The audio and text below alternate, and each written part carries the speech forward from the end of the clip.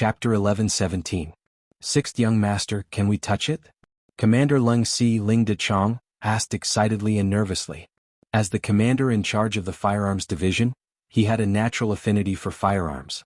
When he saw the powerful cannon, he was as excited as a cavalry seeing a good horse. Commander Leng Chi's face was also filled with excitement, but at the same time he was also very nervous, afraid that Yang Qindong would reject him. Fortunately, Yang Qindong nodded with a smile. Of course, this thing isn't made of paper. It won't break. This sentence also caused the crowd to burst into laughter. Then, everyone walked up and touched the metal thing that was rumored to be powerful. Even the commander of the 1st Cavalry Division, Tian Hu, looked at it curiously. In the era of cold weapons, cavalry was already a very powerful existence. The Mongol Empire was the one who used them to the extreme, and they had once conquered a huge piece of land. It wasn't until firearms appeared that cavalry went from glory to decline. Based on this, Tian Hu shouldn't like firearms. Just like the commander of the new army, Su He, who led a cavalry division, he obviously didn't like firearms. He thought that the appearance of firearms suppressed the development of cavalry. As a student of the Yang Family Academy, Tian Hu didn't think this way. Or rather, he didn't like it, but his rationality told him that the situation was irreversible. Since that was the case, it was better to learn more and accept new things and new technology so that they wouldn't be eliminated by society. After a quarter of an hour, the entire body of the 122mm howitzer had been touched by everyone. Yang Qindong said, "You've seen the cannon. Next it's up to you guys to see how you perform. In short, you must find Ashikaga Yoshimasa's main tent. Only then can the power of the cannon be maximized and it's time for us to counterattack." Understood. When it came to serious matters, all the generals became serious and replied in unison. Yes, Yang Qindong's plan was to capture the ringleader first.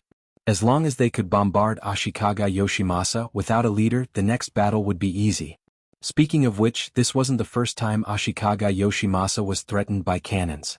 When the emperor was still alive, he had bought the Type 59-1 130mm cannon from the 5-star army through his daughter, Princess Junko. This cannon had a longer range than the Type 122mm howitzer, and he had spent a total of 10 to 20,000 taels of silver to buy it. It could be said that the emperor had used up all his money. The 122mm howitzer was only halfway to its target. This time, if it wanted to show off its power, it had to find Ashikaga Yoshimasa's specific location first. This matter could only be entrusted to the various generals, and the generals who already knew everything were all thinking about how to complete this mission and earn some merit. Outside Ping in Beijing, the 500,000-strong Japanese Empire's army stood in a continuous line. They maintained a distance of more than 10 li between the two sides, indicating that they were cautious and prepared. All the generals' tents had to be pushed back by 5 li to make it safer. However, as the great general, the commander-in-chief of the 3 armies, Ashikaga Yoshimasa's tent had to be pushed back by 5 li to make it safer. The distance of 25 li from the city gate made Ashikaga Yoshimasa's entire body feel safe, especially when there were several fake main tents in the surroundings. Unless the high-ranking generals knew the inside story, it would be difficult to tell which one was the real main tent and which one was his shelter. Some people didn't think much of Ashikaga Yoshimasa's cautiousness and thought that it was a sign that he was afraid of the 5-star army. However, for the great general who had almost lost his life to the cannons, he believed that facing the 5-star army with their advanced cannons, no matter what he did, it wouldn't be too much. This was because he had personally witnessed the scene of the great general's mansion being razed to the ground. Could be said that he would never forget it. After suffering a loss, he had to remember it. This time, Ashikaga Yoshimasa had set up his main tent in front of the rear army. After the middle army, it was 25 li away from Ping in Beijing. Not only that, but he had also created several fake main tents to cover himself. He didn't believe that the 5-star army could do anything to him this time. In modern warfare, military headquarters were built very hidden. Even radar couldn't detect it. This was because they were worried that the enemy would directly lock onto them and kill them. Speaking of which, this was called being cautious. In comparison, although Ashikaga Yoshimasa had also made some preparations, his level was too low. As the director of the Japanese Empire's Intelligence Bureau, Guanxing had already made arrangements. He was just waiting for Ashikaga Yoshimasa to reveal his approximate location and report it through the radio. What the 5-star army needed to do was to force out Ashikaga Yoshimasa's exact location. As for how to do this, it wasn't difficult. They only needed to launch a large-scale attack. Once the enemy's formation was in chaos, the main tent with the most people would naturally be the target of their attack. It's up to you. On top of the North City Tower in Ping in Beijing, Yang Qindong, who was wearing a golden armor, looked at the generals below with bright eyes and spoke with confidence. Please rest assured, sixth young master. All the generals who led the troops were also very excited and replied with a firm expression. This time, only one regiment of the new army was left behind to take care of the daily security of Ping in Beijing, including the 5 foreign divisions. This showed Yang Qindong's great determination to destroy the Japanese Empire in one battle. No one would have thought that Yang Qindong would actually adopt a posture of attacking with all his troops when he was outnumbered. And it was precisely because of this that they were able to catch the enemy off guard and gather the enemy in one battle. Open the city gates. Yang Qindong ordered in a firm tone. Open the city gates. Beta Persei on the side shouted with his loud voice. Then, the thick and heavy city gates of Ping and Beijing were pushed open from the inside. The 2nd Division, who had been waiting here, was the first to rush out. The order in which they exited the city was based on the order of strength. First was the 5 foreign divisions, followed by the 1st Reserve Division, then the 4th Division and the 7th Army. Finally, the new army and the 1st Cavalry Division were the last to exit the city gates. The purpose of this was to ensure that when they launched an attack, their steps would be orderly. Otherwise, the cavalry would have already rushed out far away before the infantry behind them could catch up. This way it wouldn't have the effect of shocking the enemy, nor would it create a powerful momentum. One by one, the 5-star army walked out of the city gates and approached the Japanese army on the battlefield. When this scene was seen by the scouts, they immediately reported it to the generals of the front army. After that, the news continued to be reported to the main tent at the rear. At the beginning of the first day, the Japanese army wasn't surprised to see the 5-star army send out troops. In their view, it was clear that the enemy couldn't hold back and wanted to send out troops to test them. They only needed to wait in place and wait for the enemy to be exhausted. If the other party was just testing them, they shouldn't launch any attacks. But if they launched an attack, they only needed to fight back. In the end, the initiative had always been in their hands. And as the 5-star army rushed out one after another, the number of people increased more and more. First, it was 20,000, 60,000, 100,000, 150,000, 200,000 people. It was already far beyond their expectations. At this moment, some people finally couldn't hold back anymore. All kinds of reports and messengers quickly rushed back. No matter what kind of disguise they used before, when those messengers appeared one by one and gathered in the main tent, Ashikaga Yoshimasa's real location was completely exposed. There were 4 things that Ashikaga Yoshimasa didn't expect. First, he didn't expect that after putting so much effort into disguising himself, it would be exposed so quickly. Second, he didn't expect that there were already some Japanese army soldiers around his main tent who had been bribed by the management. So when his position in the main tent was exposed, the news had already spread quickly. Third, he didn't expect that the 5-star army had already prepared a lethal weapon with an attack range of up to 30 miles. Fourth, he didn't expect that there would be something like a telegram, which could actually send a message thousands of miles away in an instant. All kinds of unexpected things made Ashikaga Yoshimasa meet the messengers one after another. Before he was ready to move his camp, a heavy whistling sound resounded in front of him. Then the first artillery shell fell from the sky and landed on the ground more than 10 meters away from his main tent. The destructive power of the 122mm howitzer is far from what the 100mm mortar can compare to. With just one shot, a huge pit of 3 meters deep was blown out. At the same time, the surrounding 20 to 30 meters were all affected by the aftermath. Among them was Ashikaga Yoshimasa. At the moment when the main tent was blown away, he was also injured by the aftermath of the artillery shell and fainted immediately. This was also because the guards around him were doing their duty. When the explosion happened, they instinctively protected him. Otherwise, he wouldn't have been injured by the explosion, he might have been directly killed by the explosion. The war is about to begin, and as the commander-in-chief, Ashikaga Yoshimasa was actually injured by the explosion and fainted.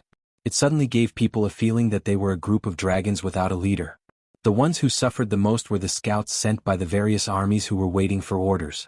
Now that the commander-in-chief was unconscious, they didn't know what to do next. If they didn't have perfect cooperation and fought separately, wouldn't they be defeated one by one? Logically speaking, if the commander-in-chief wasn't here, the other vice-commander-in-chief could also stand up and take up the responsibility. It was Ashikaga Yoshimasa's fault for being used to holding power. He was afraid that others would covet his power. He did many things himself, so other than himself, most of the others were just decorations. They didn't have any authority. At this moment, it was impossible to pull out someone to take charge of the situation. Chapter 11:18. The other deputy commanders knew that it was useless to say anything now. They arranged for people to protect the unconscious Ashikaga Yoshimasa as they retreated. At the same time, they said to the scouts who had not been assigned to work, "Go back and tell your general to defend with all his might. Once the general's body gets better, he will immediately arrange for a counterattack." After they finished speaking, the people in the main tent began to quickly retreat. Needless to say, these people could already see that the situation was unfavorable. If they did not escape now, they would not have any chance to escape. The other scouts looked at each other, then helplessly shook their heads and left. The so-called words of the deputy commanders were not credible at all. What did they mean by defending with all their might? What should they do without a plan? Who would protect them from the flanks? Without a plan, wouldn't they fall into danger at any time? The scouts were very confused. The only thing they could do was to report back what they saw. As for what to do, it was up to their general to decide. A cannon from afar blew up the army camp, and the general was crippled before the battle began. The news of Ashikaga Yoshimasa being injured and unconscious quickly spread through the army camp. It also reached the ears of Guanxing. Another urgent telegram was sent to Yang Qindong. This made him, who had been bitterly waiting for news, unable to help but heavily slapped the desk in front of him. He laughed heartily and said, "Good, the heavens are helping me. Pass down the order, the entire army will attack according to the plan. Take advantage of the enemy's weakness and take his life." Without a general, the enemy was like a person without a brain. Even if he had 4 limbs and was powerful, what was the use? He was just a human punching bag. On the main battlefield, Yang Qindong's order was quickly passed down to the various troops by the scouts. The 5-star army, who had been waiting for the final attack, became excited. Their battle cries were loud and could be heard clearly from more than 10 miles away. Then the army attacked, heading straight for the enemy camp.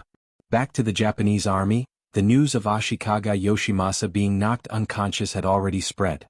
This made some of the generals have a bad feeling. On the battlefield of 500,000 soldiers, without a unified command, how chaotic would it be? If they couldn't cooperate with each other, how could they unleash their strength to the extreme? Since that was the case, should they choose to fight against the 5-star army's main force without any command? Or choose to retreat? Everyone had different ideas and thoughts. He kept making more and more choices between fighting and retreating. As a result, there were people retreating and people fighting. Not to mention the retreating army. After they left the battlefield, there were a lot of empty positions, which was the most fatal. As a result, some of the Japanese army suddenly realized that they had no allies left or right. What was originally a united front became a lone army. At this time, the 5-star army quickly filled in the gaps and occupied these unoccupied lands. Then they attacked from the front, left and right. The Japanese army that stayed behind to defend became targets. When faced with attacks from 3 sides, their defensive line quickly collapsed, and then they were defeated. The good situation was ruined in an instant. Especially the cavalry of the 1st Cavalry Division and the new army, wherever they went, no one could stop them. Infantry was inherently weak against cavalry, and the morale of the army was shaken. The outcome seemed to have been decided long ago. This directly led to the encirclement of the Japanese Empire's lone army. They were heavily injured and then they surrendered. When the 5 foreign divisions arrived at the front lines, they could only accept prisoners and various supplies. This made them somewhat unwilling. But there was no other way. In terms of speed and impact, they were far too inferior to cavalry. Only the 4th Army Division, the 7th Army, and elite infantry like the 1st Reserve Division could barely keep up with the cavalry and encircle or cripple the Japanese Empire. The development of the war went even more smoothly than planned. In just 3 days they had defeated nearly 200,000 Japanese army, and captured more than 180,000 of them. When the news reached the rear, Yang Qindong became very excited. He gave the order that the remaining soldiers should chase after the enemy and not follow the example of an overlord.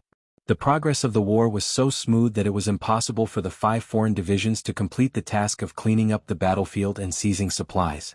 Based on his past experience, Yang Qindong waved his hand and called for the other foreign and Han people who had already moved to Ping and Beijing to rush to the front lines and help the army clean up the battlefield. They would then distribute the spoils according to their work and reap the benefits. After coming to this world, Yang Qindong felt that some things had changed. For example, using firearms to defeat cold weapons wasn't as exaggerated as it was described in history, where a few people could defeat thousands or even tens of thousands of people. Everything depended on the will to fight. If a few people with firearms were to face off against hundreds of Suicide Squad members, they wouldn't even dare to say that they could win, let alone thousands or tens of thousands of people. This was also the reason why he still couldn't achieve success even though he had a cold weapon army. Zhu Di, the founder of the Ming Dynasty, had brought a firearms camp to conquer the grassland. But didn't he still win and lose against the grassland cavalry? It didn't mean that he had won a one-sided victory. Of course, some things didn't change, such as the power of the people.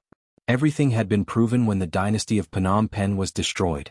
The reason why a country was destroyed in 31 days was because of the help of the people.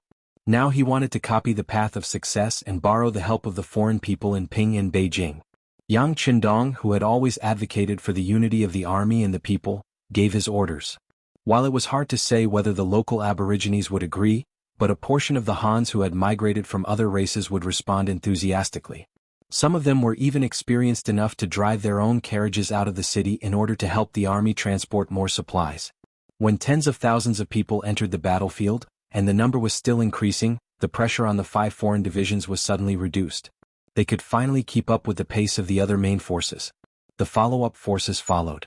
When Yang Qindong was about to take a breath, the intelligence bureau suddenly reported that a Japanese army of tens of thousands had appeared in the southwest of Ping and Beijing. They were marching rapidly towards Ping and Beijing.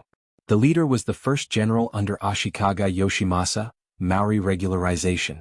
It turned out that when the news of the Japanese army's defeat and the general's injury and coma reached the Shanin Road, Maori regularization felt that something was wrong.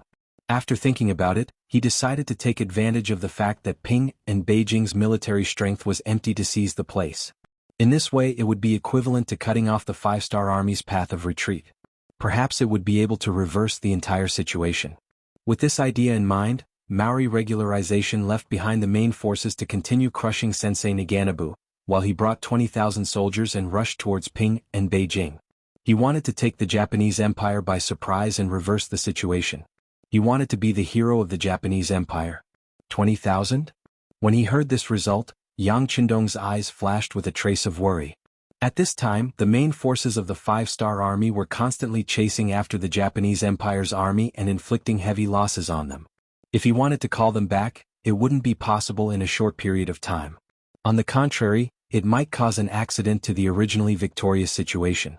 However, if he didn't call back the reinforcements, the current Ping and Beijing only had his 1,000 black cavalry and a regiment of new army cavalry. The total number of people was only 3,000.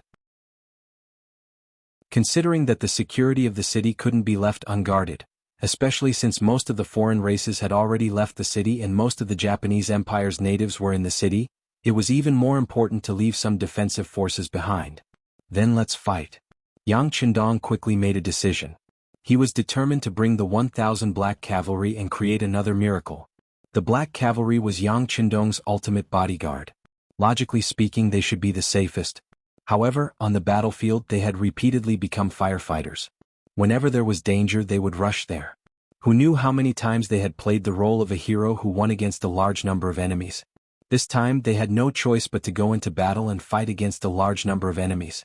He called the cavalry commander of the new army over and handed over the task of guarding Ping and Beijing. He told him that he must guard the city gate. If there was no other choice, he could close the gate and defend the city. Naturally, the commander was somewhat unwilling to do so. He even proposed that the 6th young master stay at home and he would lead 2,000 cavalrymen into battle. Haha, you can't do it. This is not something that the black cavalry can accomplish. Yang Qindong smiled and rejected the other party's good intentions. This time it wasn't that he looked down on his soldiers. It was the most correct choice from a practical point of view. After the decision was made, the 1,000 black cavalry were not afraid. On the contrary, they were all eager to fight. This could be seen from the fact that they began to wipe their sabers and constantly check their firearms and equipment. Fighting against 20,000 with 1,000 was an impossible task for any other army. Even the most elite 1st Cavalry Division might not be able to do it. However, when it came to the black cavalry, it was indeed a habit. They had impenetrable black armor, the most advanced firearms, the most tyrannical individual combat power, and the most powerful military leader in the world, Yang Qindong. When all these were gathered together, they were destined to create miracles and reach the peak of life. Among the 1,000 black cavalry, 200 of them were added later. Naturally, they were also the best in each army. They had all joined the 5-star army for more than 2 years and were completely politically qualified and loyal people. Not only that, many of these people were already officers before they joined the black cavalry. Some were platoon leaders and some were even deputy company commanders. Some of them had great futures ahead of them, but the allure of joining the Black Knights and Dragon Guards was even greater. To be able to join this group was already the greatest achievement and glory of a lifetime. The Black Cavalry was the personal guard of the 6th young master. With this qualification, they would not show any fear even when facing some division commanders or even army commanders. Once they left a good impression in the eyes of the 6th young master, they could expect a great future. Chapter 11-19. Their luck was good. Not long after they joined the Black Cavalry, they encountered a bloody battle with 20,000 enemies. They couldn't help but feel excited. These Longway soldiers, who were originally grassroots officers, never knew what fear was. The morale of the soldiers was high. When they were gathered together, all the Black Cavalry soldiers had the will of the Grim Reaper in their eyes. Especially when Yang Qindong appeared in front of them on the back of the white dragon, wearing a golden cloak, each and every one of them anxiously puffed out their chests, striving to show their best side. Very good, I've seen your high-spirited side. I also believe that it won't be long before some of you return to the army and take charge of it. I believe that at that time, everything you've experienced here will be unforgettable for the rest of your lives. Now it's time for me to bring you guys to create a miracle. Are you guys confident? Yang Qindong said with satisfaction when he saw the fighting spirit of the warriors that was about to burst out of their bodies. Be ready at all times. Let's go. Yang Qindong took the lead, and the 4 of them walked straight to the north gate of Ping'an, Beijing. In the direction of Dambua County, a 20,000-man army was rushing towards Ping'an, Beijing. The leader was impressively Maori Regularization, who was wearing a full suit of armor. At this time his eyes were slightly anxious and his eyes were a little bloodshot. This was the result of rushing through the night. Ever since he received the news that the Supreme General was seriously injured and in a coma, Maori Regularization seemed to have aged 10 years in an instant. Towards this person who was her life's benefactor, the 2 of them had more of a snuggling relationship. It could be said that if one of them was successful, the whole would be successful. If one of them was defeated, the whole would be defeated. If something happened to Ashikaga Yoshimasa, as his trusted aide, it would be difficult for him to have a foothold in the entire Japanese Empire. He was more anxious than anyone else, and after a little hesitation he made the decision to attack Ping'an, Beijing. In his opinion, once Ping'an, Beijing was captured, it would be tantamount to disrupting the 5-star army's formation, creating enough time for the great general to sober up and resume his command. This way there was still hope for the overall situation to be salvaged. Only then would he be able to walk towards glory again. Full of ambition, Maori Regularization appeared. He who was walking at the front, suddenly stopped in his tracks. He waved his hand and gestured for everyone to stop moving forward. Then he tilted his head to listen to something. Thump, thump thump thump, thump thump thump. The sound of hooves landing on the ground was endless, powerful and orderly. It's cavalry.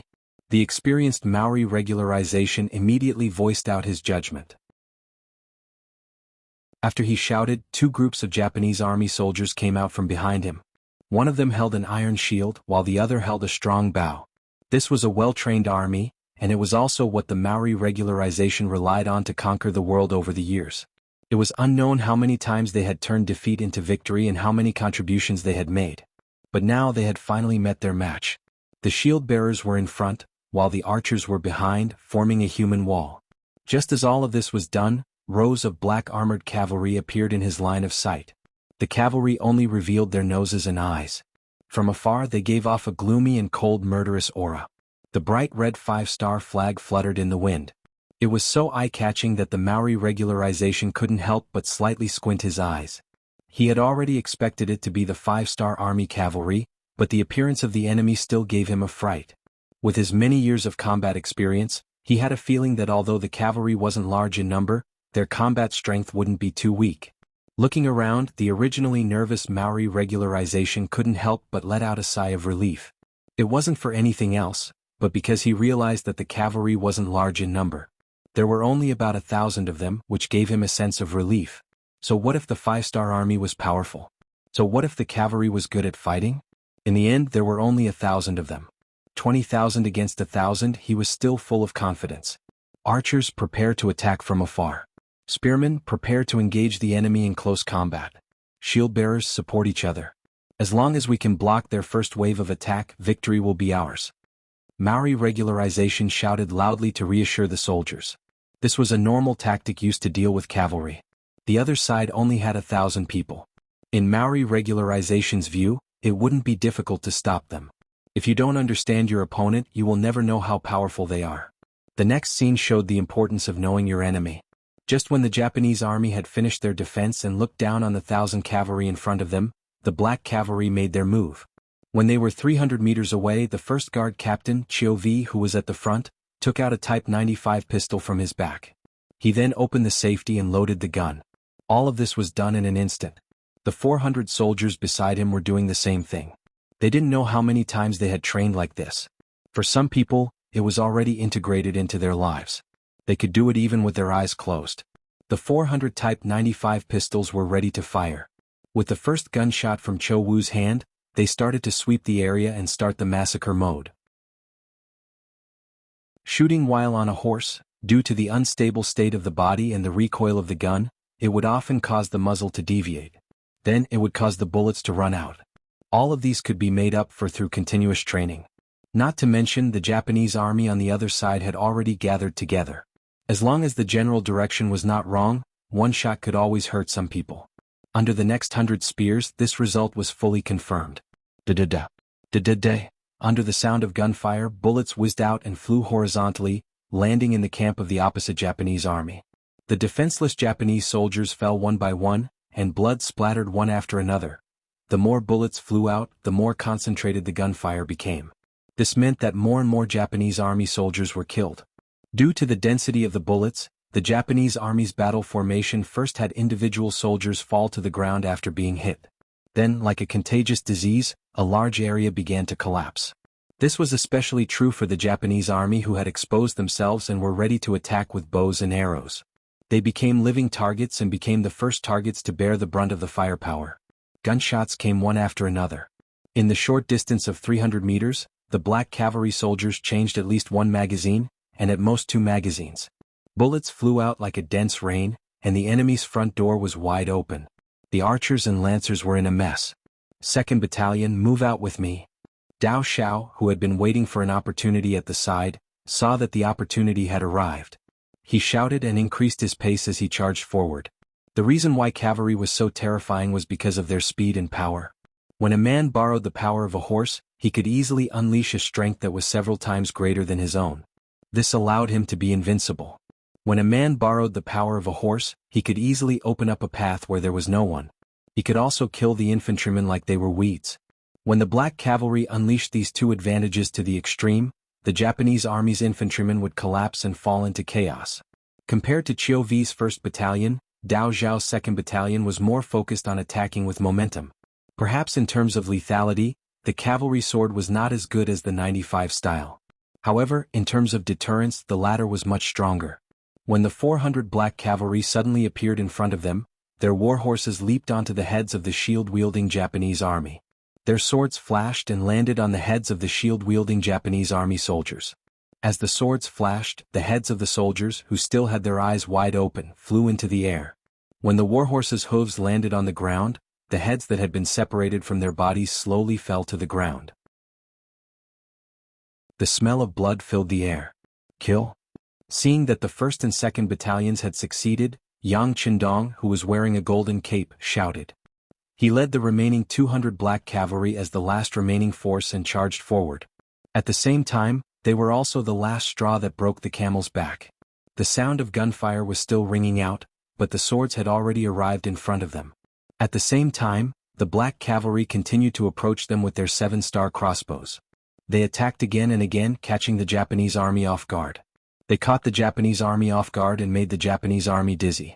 The 2,000 Japanese army in front of them quickly became stepping stones. They became the first batch of sacrifices on the battlefield. When they were all dead or had lost the ability to resist, more and more 5-star army soldiers came to the front of the formation. They were like torrential waves that constantly slammed against the weak sea wall. Waving the 4-foot-long sword that was larger than the ordinary cavalry sword, Yang Qindong rode on the white dragon as if he was in an unstoppable state. Every time he waved his arm and chopped down, there would be a large head flying into the sky.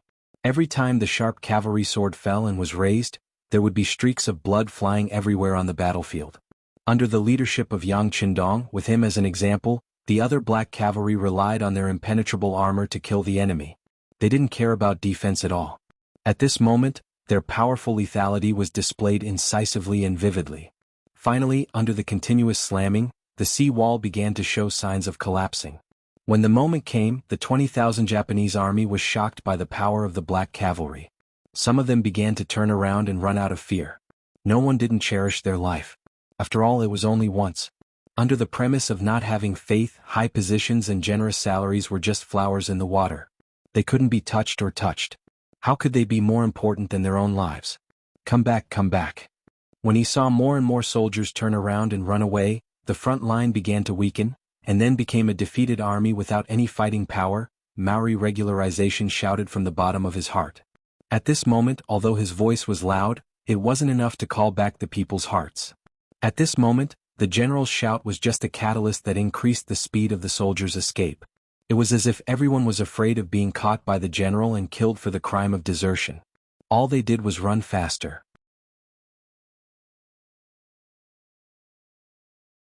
Chapter 11:20. In the blink of an eye, not even half of the 20,000 soldiers were left. It wasn't that they didn't want to escape, but that they were too slow to escape, or they were entangled by the black cavalry and couldn't escape. Among them was the commander, Maori regularization. Maori regularization was a smart man. Many years of experience on the battlefield made him know when to advance and when to retreat. When he saw how brave and sharp the 5-star army was, he shouted a few times, but he still couldn't save the situation, so he made the decision to retreat. However, those few shouts had exposed his identity and he was already being targeted. The one who targeted him was Beta Persei, the Yang family servant, who had followed Yang Qindong for the longest time and always wanted to make contributions to the war. Protect the young master. Yang heir, who had locked onto his target, said to Badeo Jiang and Pengyu. Then he turned his horse around and headed straight for Maori Musashi's direction. At this moment, Maori regularization just turned around and left. Originally, as the commander, he was riding a horse, but at this moment, in order not to be noticed, he had already dismounted. Under the protection of his soldiers, he blended into the crowd of defeated soldiers and retreated. "Old boy, where are you going? I'm going to kill you." Seeing that Maori regularization was about to escape, Beta Persei didn't want to let him go.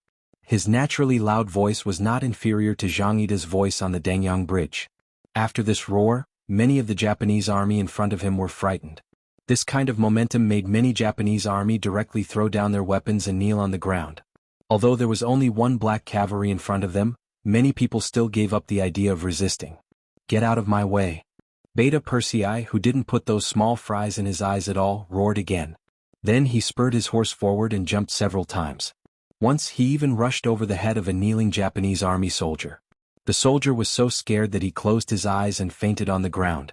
No one dared to stop the imposing Beta Persei, and no one would stop him. He smoothly arrived at a distance of 20 meters from Maori regularization. At this moment, the commander of the Japanese Empire also saw Beta Persei chasing after him. When he saw that Beta Persei's eyes seemed to be able to spit fire, he knew that it would be difficult for him to leave without killing this person. Maori regularization looked around and saw that there were no other black cavalry. He then looked at the 20 guards around him. A cruel sneer appeared in his eyes. "Don't be afraid. He's alone. Everyone, let's kill him together." Guards were supposed to protect the general, and they could die for the general at critical moments. Now that the order was given, more than 20 people surrounded him without saying a word. Beta Persei was not afraid of more than 20 people by himself. Not only that, but he also let out a hearty laugh under the dark mask.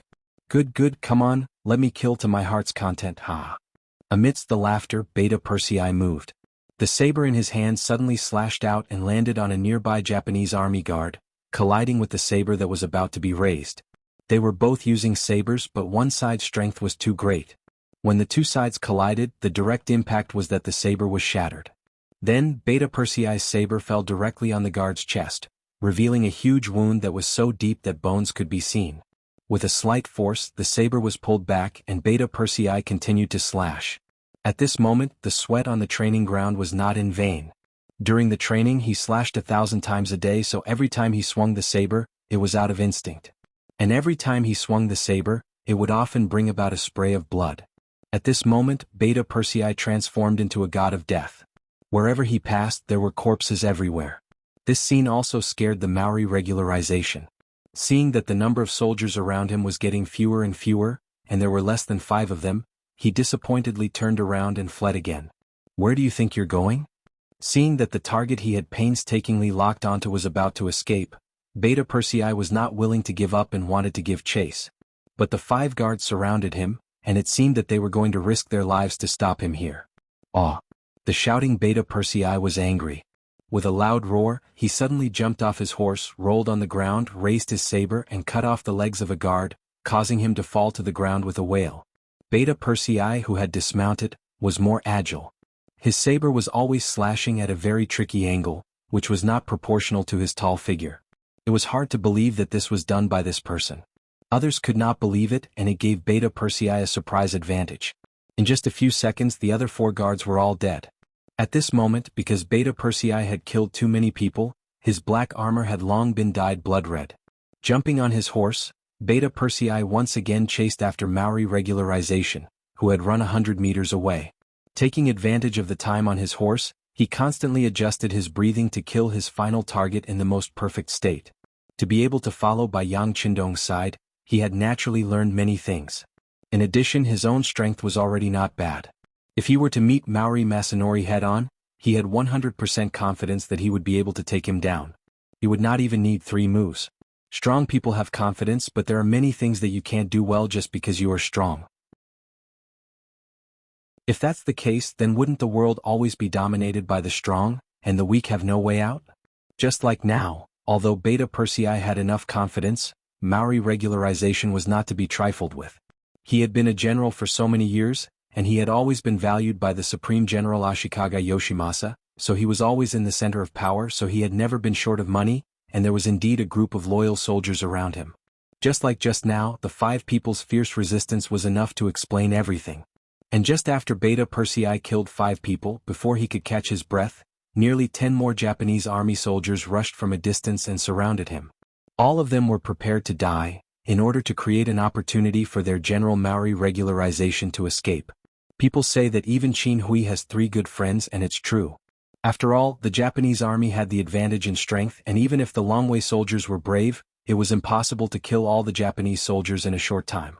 Taking advantage of this opportunity, Maori regularization finally escaped, but of course he paid a high price. More than half of the soldiers who had followed him through life and death for many years died in this battle. Beta Persei, who was angry enough to kill all the Japanese army soldiers in front of him, cursed loudly, calling them cowards. His curses spread far and wide. With 1,000 against 20,000, the Dragon Guards once again showed everyone how powerful they were. Even though they had lost 200 to 300 people in this battle, their reputation was still their reputation. The Dragon Guards could not be blasphemed or offended. The Japanese soldiers fled, died, and surrendered. When the overall situation was settled, the other comrades who stayed in Ping and Beijing rushed out and took over the task of cleaning up the battlefield. When Yang Qindong saw that the overall situation was settled, he began to record the number of casualties. After learning that more than 200 people died and more than 100 were injured, he couldn't help but sigh. Although most of the casualties joined Longwei later, it was undeniable that no one who could enter this big family was simple. The loss this time was so heavy that it made him feel a little heartache. It seemed that Yang Qindong's mood was a little bad. Beta Persei, who was covered in blood, took the initiative to cheer him up. "Young master, don't worry, we will remember this hatred. It won't be long before we kill Maori regularization and avenge our brothers." "Yes, this hatred must be avenged." Yang Qindong nodded with a serious face, and his eyes fell on the distance. In this battle they defeated the Japanese army and ate half of their main force. Then, it was only a matter of time before they conquered the Japanese Empire. Shajing City. In the temporary city lord's mansion, a somewhat thin man was standing in front of a large military map at the moment. As the army commander of the new Second Army, Shajing City and Jingzhou City had not stopped for a moment since they occupied the two cities. First, they rebuilt the city and stabilized the people, then promoted commercial development and opened factories in order to achieve the goal of rapid economic prosperity. Then they gathered the morale of the army and prepared to send troops to the west. With the first city as a precedent, Shajing adopted the same strategy. First, they stabilized the foundation, then accumulated strength, and finally they attacked the outside world. The idea was good, but changes came with it. Yang Qindong's sudden attack on the Japanese Empire caused Baiming's dissatisfaction and even a crisis. The direct result was that the pressure on the new Second Army, which was very close to Baiming, increased. It wasn't until Baiming's Liaodong cavalry came out and reached an agreement with Nanming and Yeshen that the new Second Army couldn't even keep their current territory, let alone expand outward. The city had been besieged and cut off from the outside world for more than 20 days. The situation in the city was getting worse day by day. As the situation became more and more serious, Shajing's thoughts became heavier and heavier, and the pressure became greater and greater. Just as he was standing in front of the map with a frown, the guard outside the door suddenly reported that the infantry division commander, Su Yuan, wanted to see him. Su Yuan was originally one of Shajing's infantry generals. He had been following him since Talu City was broken. Although his ability was average, after the establishment of the new Second Army, Shajing still helped him to get the position of a division commander. He could be considered as an absolute confidant. Hearing that Su Yuan came to see him, Shajing nodded and said to the guard in a somewhat hoarse voice, "Please." Su Yuan came. He was tall and had a tiger's light in his eyes.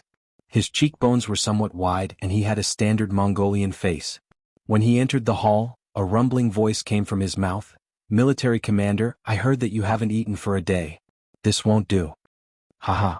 Hearing his subordinate's words of concern, Shajing gently turned his head and forced a smile on his face.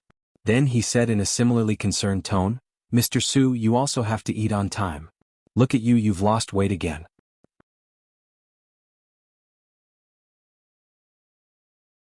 Chapter 11:21. Sai, isn't this an old problem? When we were guarding Talu City, which one of our brothers didn't experience the feeling of being hungry? From then on we couldn't seem to gain weight. Ah. Su Yuan said with a laugh. After saying that, he withdrew the smile on his face and looked as if he wanted to say something but stopped on second thought. Su Yuan's words brought back memories of the past. She seemed to have returned to the past when she didn't have enough to eat and didn't have enough to wear clothes. Her expression revealed an unnatural sense of guilt. After all, he was a general in the army. He was responsible for the fact that his brothers didn't have enough to eat. The room also became silent for a while because of this topic. It wasn't until 5 or 6 breaths later that she recovered her composure and asked, "Mr. Su, are you here for something? Did something happen to the Ming army outside the city?" "No, it's not that." Su Yuan answered very quickly, but he did stutter a little. For some reason his neck was flushed red. This scene fell into Shibi's eyes and it made him very curious. He knew his subordinate very well. Although his ability was average, he had a straightforward personality. He wouldn't frown even if a knife was on his neck. What could be so difficult for him? With curiosity, Shibi asked, "Mr. Su, did something happen?" Yes. Su Yuan, who didn't seem to know how to answer, simply admitted it directly. "What's the matter?" Seeing that Su Yuan had admitted to it, Shibi became even more curious. He wanted to know what had happened to make Su Yuan, who had always been straightforward, act so bashfully. In the face of Shibi's question, Su Yuan didn't immediately answer. Instead, he took a deep breath, then stared at Shibi and said, "General, now our new Second Army Shajing City and Jingzhou City are surrounded by Baiming, but I don't know if Bugnam of Gojoseon has any brilliant plan to help us out." When he heard this, Shibi shook his head and said, "I haven't received any new instructions from the 6th young master. I'm afraid we have to continue to wait." Wait. Hearing this answer, Su Yuan seemed to become a little excited at this moment. He said loudly, "General, the siege has been going on for more than 20 days. Not to mention whether Baiming's army will suddenly attack the city, the brothers in the city are already panicking. If this continues, I'm afraid." Without waiting for Su Yuan to finish his words, Shibi asked calmly, "Wait, what did you say happened to the brothers in the city?" Ah. Su Yuan seemed to be in a difficult position. His eyes revealed a complicated expression, but then he seemed to have thought of something and said with a very firm tone, "General, I won't hide it from you. Some of the brothers in the city can't take it anymore and have already started to think of other methods." "Other methods?" What methods? Don't tell me they are surrendering to Baiming? To be chosen by Yang Qindong, Shibi was very smart. He immediately thought of something. Su Yuan, who was still thinking of an excuse to talk about this matter, let out a long sigh of relief. There were some things that one was afraid of not saying out loud, so one had to be coy for a while. But once it was said out loud, nothing else mattered. At that moment, he straightened his face and said, "Yes, military commander is right, but it's not a surrender. Using Wu Nanwang's words, it's a battlefield uprising." Battlefield uprising? Are you the leader? Seeing how confident Su Yuan was when he said this, Shibi understood that his trusted subordinate was in Cao Cao's camp, but his heart was in Cao Cao's camp. No, general is the leader. To Shibi's surprise, Su Yuan answered like this. For a moment, Shibi was stunned. Then he shook his head seriously and said, "I've never said anything about a battlefield uprising, and I've never lowered my head to Baiming. But I don't know where Mr. Su heard this fake news from." General, this is not fake news. Your subordinate is the one who made the decision for you. Of course, this is not my idea. It's the idea of some of my old brothers. It seemed like he had prepared his speech beforehand. When he said this, Su Yuan was very straightforward. As soon as he finished speaking, the hall once again became silent. Hearing the words "old brothers," Shui's expression became inexplicably shocked. But at the same time he thought of many things. He thought of the materials sent by the military inspectorate 2 days ago. It said that after the Baiming army besieged the city, Shajing City, which had just been restored to order, once again became chaotic.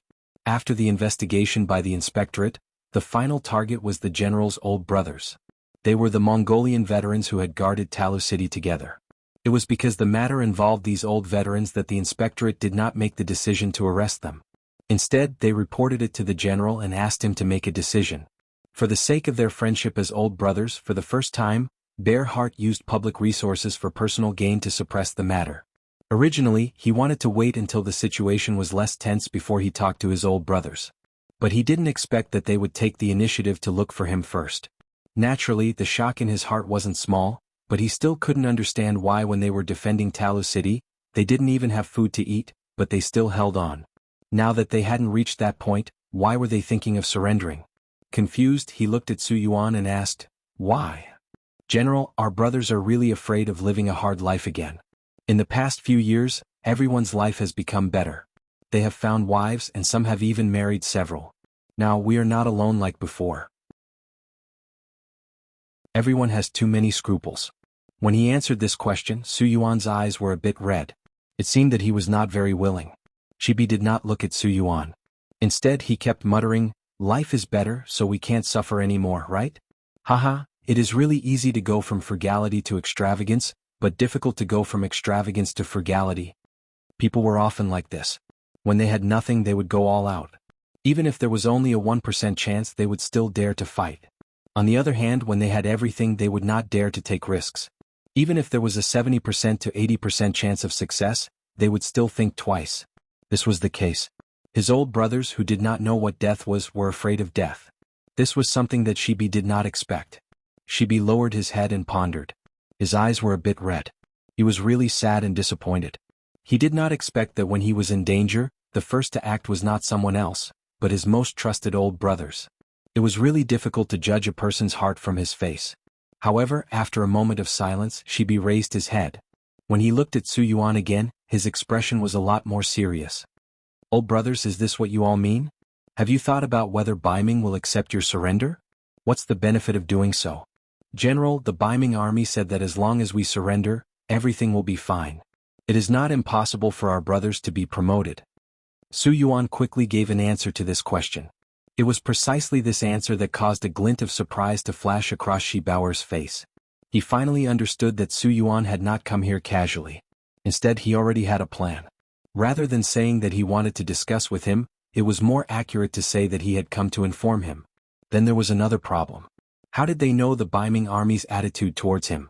With this confusion, Shibi asked, "Mr. Su, how did you know about this?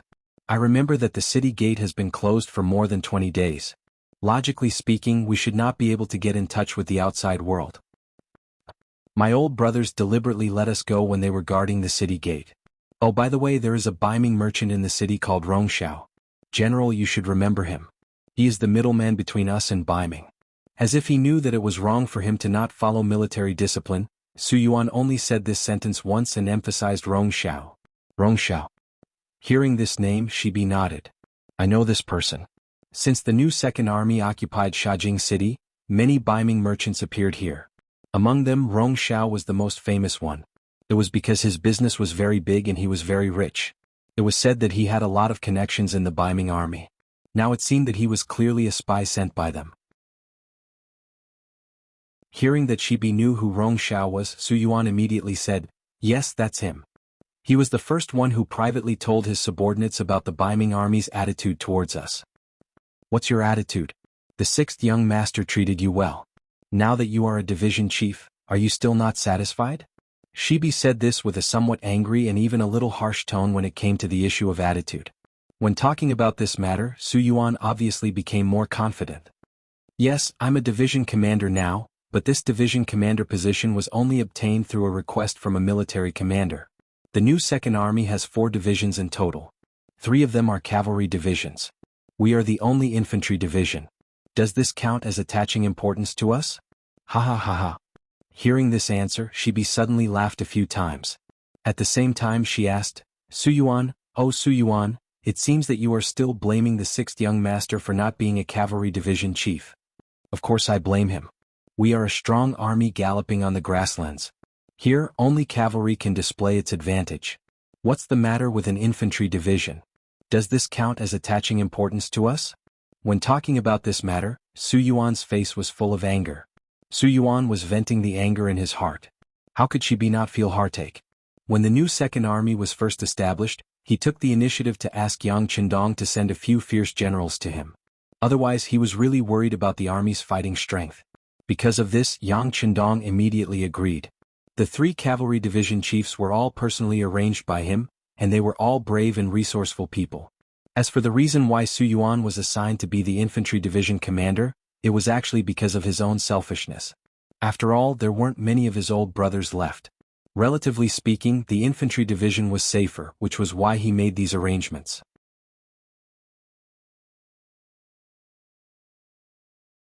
Chapter 11:22. He had never thought that his kindness would lead to such an outcome. At this moment, Shibai did not know what to say. He even had an impulse to tell the truth. However, he knew that it was useless to say anything now that things had come to this. When a person had made up his mind to do something, it was not something that could be changed with just 1 or 2 words.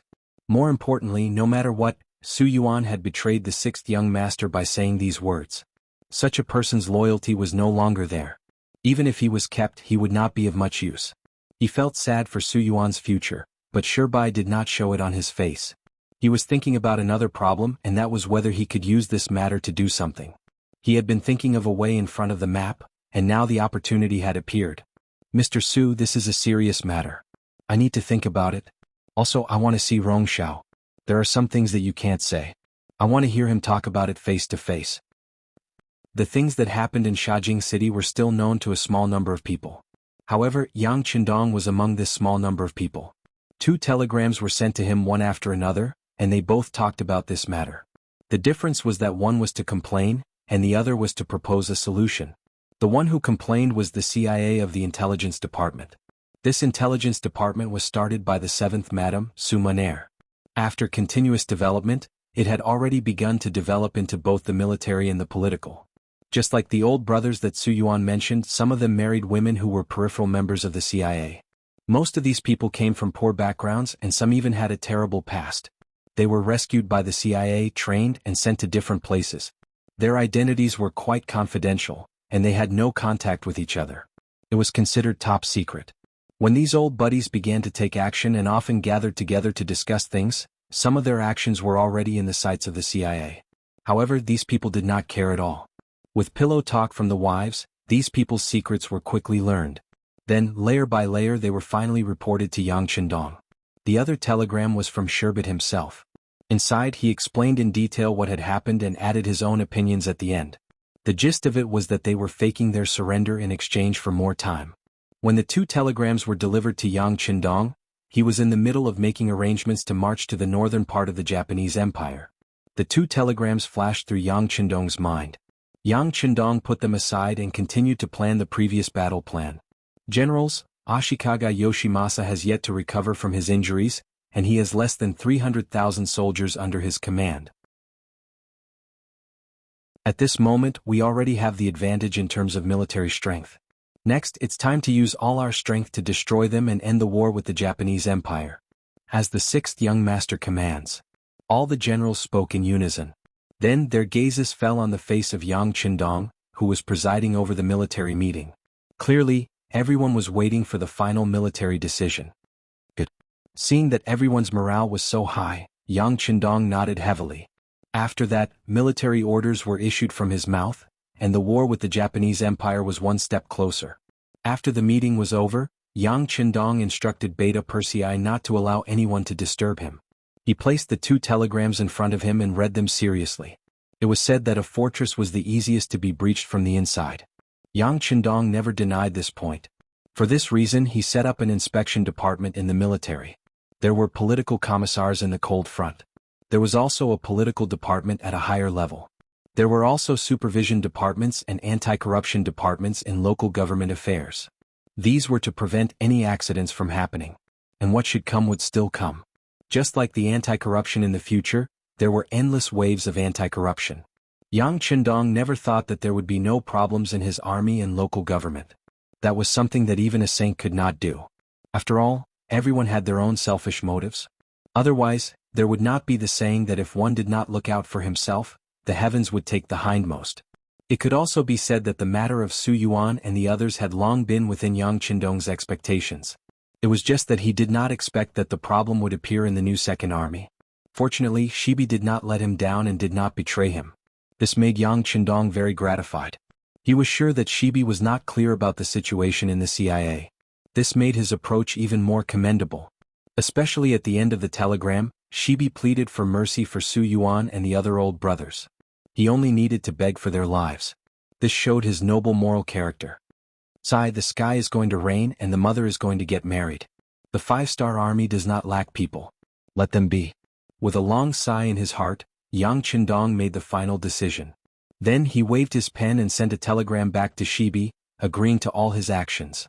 In accordance with the principle of not giving orders in foreign countries, he allowed Shibi to take the lead. If Shibi needed any help, Yang Qindong would do his best to satisfy him. After the telegram was sent to Beta Persei and Wang Shan secretly sent it out, Yang Qindong's gaze fell on the war in the Japanese Empire again. The overall situation of this war had basically been decided. The next step was just a matter of time. If the problem here could be solved earlier, the difficult situation of the new Second Army would be solved earlier. Yang Qindong felt a lot of pressure. Tokai Road, Seiko County. It was the central area of Tokai Road. At this moment, it had become the base camp of Great General Ashikaga Yoshimasa. Ashikaga Yoshimasa, who was injured and unconscious, had already woken up a long time ago. Fortunately, he had a good physical foundation. He was only injured and did not endanger his life. It was just that when he woke up and learned the result of the war in front of him, he was so angry that he fainted again, which was depressing. When he woke up again and began to take charge of the military, the number of generals around him had decreased a lot.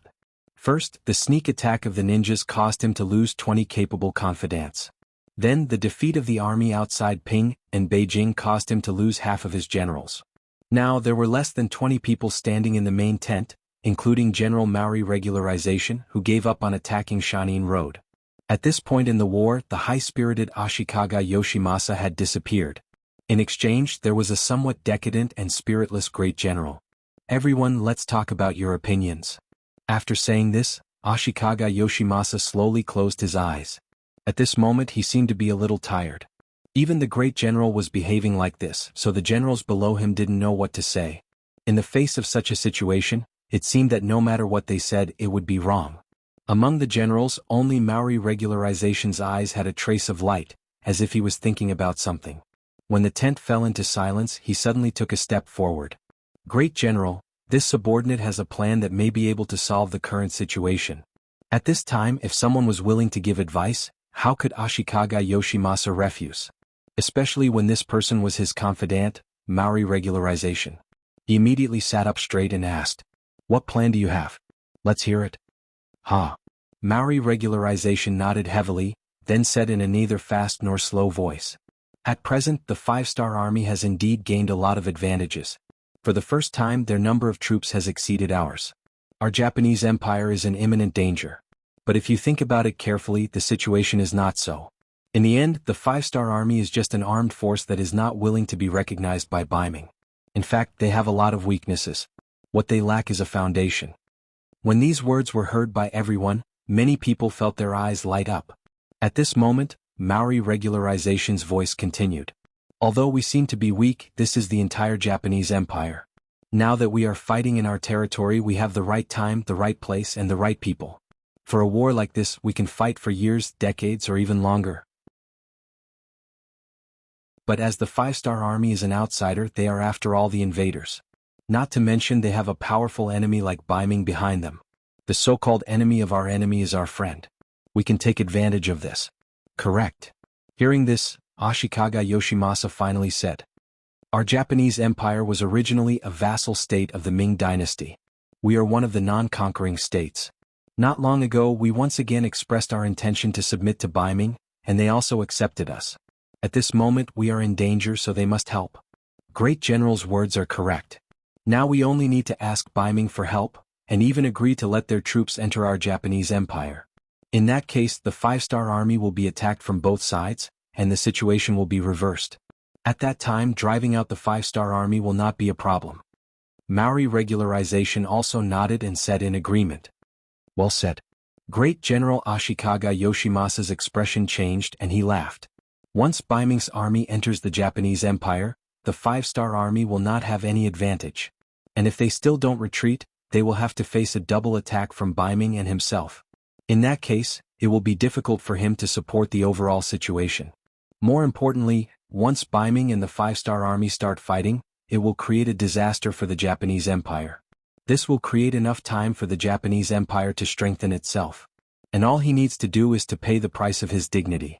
In the face of the powerful Ming dynasty, even if he bowed his head once, so what? The most important thing is to maintain his position. In that case, he will be able to rise again in the Japanese empire. As if he can already see the five-star army being forced to retreat, Ashikaga Yoshimasa laughed and immediately announced that he will immediately send people to Beiming to ask for help. In order to obtain their support, he is willing to pay tribute every year, and he will not hesitate to send a large amount of money. Before, when Nankado was surrounded, Ashikaga Yoshimasa was not anxious. In his view, this was only a temporary problem, so he did not send people to build a ship and only asked for help from Beiming. But now it is different. With the advantage of military strength gone, he can finally put down all his dignity and send people to find a ship to Beiming.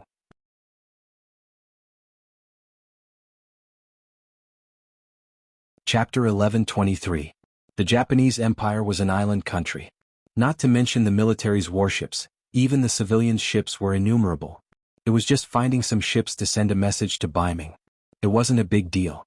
For the sake of safety, 10 teams of envoys were sent out this time to guard against the five-star army's interception on the sea. Ashikaga Yoshimasa was really careful. The 10 teams of envoys scattered. Some of them were intercepted by the five-star army, so the news was leaked. But in the end, some ships were lucky enough to cross the sea and arrived at Beiming. Through the intercepted ships, the five-star army knew about Ashikaga Yoshimasa's actions and reported it to Yang Qindong. Looking at the statement sent to him, Yang Qindong coldly snorted and said, "Just a trapped beast. Do you really think you can stop my army in this way? Beta Persei, send a report to Suyojin. You should know what to do. Also, inform the frontline army to speed up their march. We don't have much time left." Beiming, Kyoto. The envoys of the Japanese Empire, who had weathered the waves, finally arrived here. Then they hurriedly sent a letter to the Ministry of Rights that was in charge of foreign affairs. In their opinion, the Japanese Empire was in danger. The Emperor of Beiming should summon them soon. But they didn't expect that they would wait for several days. It wasn't that the letter didn't reach Zhu Qiyu's hands. Nowadays the imperial power was still very prestigious. Even if the Minister of Rights was Hu Shao, Yang Qindong's father-in-law, he still didn't dare to suppress this matter. So the problem didn't come from the Ministry of Rights, but from the imperial court. After Zhu Qiyu saw the letter from the Ministry of Rights, he immediately called for a court meeting to discuss the matter of sending troops. What he didn't expect was that when it came to sending troops to the Japanese Empire, the reaction of the ministers was surprisingly similar. They all didn't agree to send troops. Among them, the Crown Prince's junior tutor, Grand Secretary and Minister of Justice Su Yozhen was the most opposed. Your Majesty, in order to resist foreign aggression, we must first pacify our internal affairs. We haven't even solved our own problems yet, so how can we possibly help the Japanese Empire? You have to think twice before making a decision. On the surface, Su Yozhen and Yang Qindong were irreconcilable enemies. Because of this, Zhu Qiu deeply trusted and relied on Su Yozhen. Now that he was the first to speak, the other officials also began to chime in one after another. Your Majesty, young Master Su's words are reasonable. What we should do now is to solve the problem of Shajing and Jingzhou. We shouldn't divide our forces to help others. Yes, Your Majesty. According to the letter, the Japanese Empire is already on the brink of destruction. Even if we send troops now, how big of a problem can we solve? Yes. Fighting across the sea is disadvantageous to our supplies. Once something happens, it will be a big problem. Thinking about how the Japanese Empire would often invade our seas in the past, they deserve to be in trouble now. Everyone is right. I second the motion. I second the motion. All kinds of opinions appeared, but the general idea was the same. That was, they should not send troops to help the Japanese Empire. The so-called, the lips are cold and the teeth are cold, was certainly reasonable. However, Beiming and the Japanese Empire were separated by the sea, so this statement was difficult to hold. Especially in the period when the marine industry was not developed, no one would feel any danger or threat. In their eyes, Beiming's safety was the most important thing. At least, the Japanese Empire, a small vassal state across the sea, was not their concern. Zhu Qiu, who was sitting on the golden dragon throne, originally had a solemn look on his face. When he saw the letter of Ashikaga Yoshimasa saying that he was willing to serve Beiming for generations to come, and when he saw that the tribute would be doubled every year, he was a little tempted. Being able to gain fame and profit at the same time, this kind of thing was what the Supreme Emperor liked to do the most. However, he did not expect the officials to react so fiercely. This was really beyond his expectations. Of course, with his identity as the emperor, he could make all the decisions on his own, and the officials below could not say anything. However, right when he was exerting pressure on the five-star army and even had a great victory in front of him, it would not be a good thing if he disheartened the officials. Zhu Qiu was naturally willing to help others without affecting herself. If she could gain fame and benefits, she would naturally be willing to do it. However, he did not want the Beiming court to fall into instability because of this. At this moment he became hesitant. Zhu Qiu did not know that after Su Yozhen received the telegram from the Security Bureau, he immediately did a lot of work. Ever since he chose to follow Yang Qindong, he was wholeheartedly loyal to the five-star army. At the same time that Zhu Qiu was forcefully withholding the salaries of the officials, he used the money that Yang Qindong gave him to rope in many people. Right now, at least a fifth of the officials in the court had received benefits from him. At this moment it was time to show off his power. He had secretly contacted many people, and under the reasonable, polite explanation, there were many people who followed his lead blindly. For example, in the court now, those who spoke first were all arranged by him. Under the guidance of public opinion, some officials who did not know what was going on were also persuaded and expressed their own opinions. Yang Qindong's plan was effective. Considering that there were too many objections in the court, Zhu Qiu did not bring up the matter of sending troops. He only said that he was thinking about it. Using this time, Yang Qindong commanded the five-star army to gallop on the battlefield of the Japanese Empire, reducing the territory and strength of the Japanese army. It had been more than 20 days since the last time he sent out a request for help, and there was still no news that was beneficial to him. Ashikaga Yoshimasa, who was originally sitting in the military tent, could no longer sit still. He once again called his trusted subordinate, Maori Regularization, to discuss how to solve the crisis. When there were only two people in the tent, Ashikaga Yoshimasa said, "This general wishes to send someone to send a letter to Nankeido's Kuroda and have him come to meet us. What do you think?" When Ashikaga Yoshimasa finished speaking, Maori Regularization's body clearly tensed up. The Japanese Empire's navy was still very strong and they had a lot of soldiers. Right now, there were at least 300,000 Japanese Empire's navy in Nankeido. This was also the foundation of the Japanese Empire's navy. It's just that the five-star army's navy was more powerful, especially the cannons on the ship had a longer range, so they didn't display their strength. But even so, the five-star army's navy didn't underestimate the strength of the five-star army. There was news that came back that the five-star army in Nankeido didn't attack, which was enough to explain everything. It was impossible for Ashikaga Yoshimasa not to know this, but now he wanted to transfer the navy out. Didn't he know that if he took the initiative to break through the siege, he would suffer heavy losses? But he still wanted to do this. The meaning behind it was a little bit personal. Maori Regularization's mind quickly thought of a possibility, that is, Ashikaga Yoshimasa was really afraid of the 5-star army, so he left himself a way out. After all, with the help of the navy, they would have the ability to leave the Japanese Empire at any time. In addition to here, they could choose a new place to live. And without the help of a powerful navy, everything would be impossible. Could it be that the admiral is already prepared for the worst? Maori Regularization looked up at Ashikaga Yoshimasa and nodded. This is also good. Although we will suffer some losses, it's not a long-term solution. Since Ashikaga Yoshimasa has already made a decision, even if Maori Regularization wanted to stop it, it would be difficult for him to do it. If he didn't do it well, he would offend the admiral, which would be very bad for his future. Maori Regularization agreed, which wasn't beyond Ashikaga Yoshimasa's expectations. He smiled and said, "Very well, things are settled like this." Ashikaga Yoshimasa was indeed prepared to lose and escape. In the face of the powerful offensive of the 5-star army, he knew that some things were irreversible, especially after he didn't get a reply from Beiming. This idea became even more firm. But what he didn't expect was that this backup plan accelerated the collapse of the entire Japanese army. Unlike the 5-star army, who had a radio station that was beyond this era, there were only 2 ways to send a letter to the Kuroda family. One was to send a letter by carrier pigeon, and the other was to send someone to deliver the letter. For the sake of insurance, both methods were used, and it was this decision that gave the 5-star army time to prepare in advance. A carrier pigeon in the sky was not so easy to catch, especially a well-trained carrier pigeon. But this thing was not completely guaranteed. Accidents like carrier pigeons were not uncommon. In order to double insurance, Ashikaga Yoshimasa sent an inconspicuous civilian ship to Nankado. Things went bad because of this civilian ship. The outskirts of Nankado were already completely sealed off. Even Han Chinese civilian ships and merchant ships were not allowed to pass inspection, let alone a civilian ship of the Japanese Empire. So under the strict inspection, the messenger was found, and the matter of the Supreme General giving the order to break out of the encirclement was no longer a secret. His subordinates immediately reported the situation to Yang Qindong with a telegram. After hearing this, Yang Qindong, after serious consideration, decided to beat them at their own game. If everything was peaceful on the grasslands, Yang Qindong was not prepared to give any Japanese army a way out. They could only choose to surrender or die. But now the situation on the outskirts was not good, and the new Second Army could face a big problem at any time.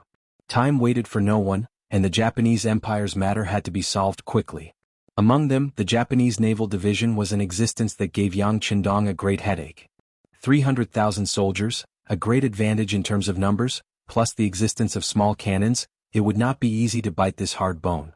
In addition, this Kuroda was not someone to be trifled with. According to the intelligence personnel hidden in Nankado, the security there was stable, which eliminated the possibility of an internal attack.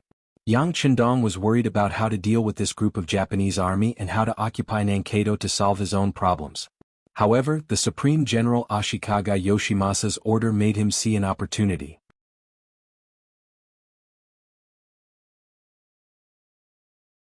Chapter 11:24. Even if they didn't have a big appetite and couldn't swallow the Japanese Naval Division, they could at least chase them away and occupy the whole of Nankado. After Yang Qindong thought about it again and again, he sent a telegram to give the messenger from the Japanese army a chance to escape and send the information to Kuroda. Under Yang Qindong's arrangement, the messenger successfully escaped and smoothly entered Nankado. At this time, Kuroda had already received the order from the Supreme General Ashikaga Yoshimasa through a carrier pigeon. At this moment he was thinking of a plan of action. The messenger's appearance let Kuroda know that the 5-star army already knew about the plan. In a fit of anger, he directly killed the messenger. After all, the biggest advantage of an army's action was the suddenness. But now that it was gone, how could he not be angry? Of course, this was all done by the Supreme General. He only did it for double insurance. After killing the messenger to vent his anger, Kuroda had to consider the matter of breaking out of the encirclement. Although he knew that the 5-star army was already prepared, the Supreme General's order couldn't be disobeyed. The most important thing was that he didn't know what kind of problems would arise if he was trapped for a long time. 5 days later, Kuroda, who had prepared everything, gave the order to break out of the encirclement. 300,000 soldiers boarded 1,000 warships carrying provisions, supplies, and silver. They suddenly left Nankado and headed towards the sea.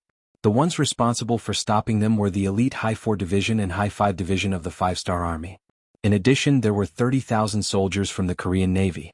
In total, there were less than 50,000 soldiers. Facing the 300,000 Japanese army, even if they were prepared and had the advantage of artillery, they still couldn't stop them all. In the end, after 3 days and 3 nights of battle, only half of the Japanese army's forces were left behind and escaped.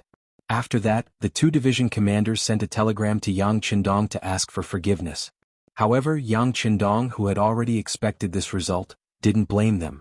Instead, he rewarded them and gave the order to continue the chase. He wanted to use the speed and weapons advantage of the warships to continue attacking. In the end, he wanted to achieve the goal of blowing the Japanese naval division out of the Japanese Empire. The battle on the sea continued, and the 2 sides on land also fought back and forth many times. The Japanese army's morale was already broken, and the people's morale was already broken. The situation had already tilted a lot in the 5-Star Army's favor. If this continued, it was only a matter of time. The war in One Nation began to move toward the final stage. The situation on the grassland became more and more serious. The Second Army's courtyard. This was the 3rd time Rong Xiao's appearance. The first 2 negotiations between the 2 sides did not go well, or it could be said that Xia Jie was intentionally raising his status and delaying the negotiations. This time, Rong Xiao had already made the final decision. If they didn't surrender, they would fight. Too much time had passed and he had already lost his patience. Or perhaps the people behind him had already lost their patience.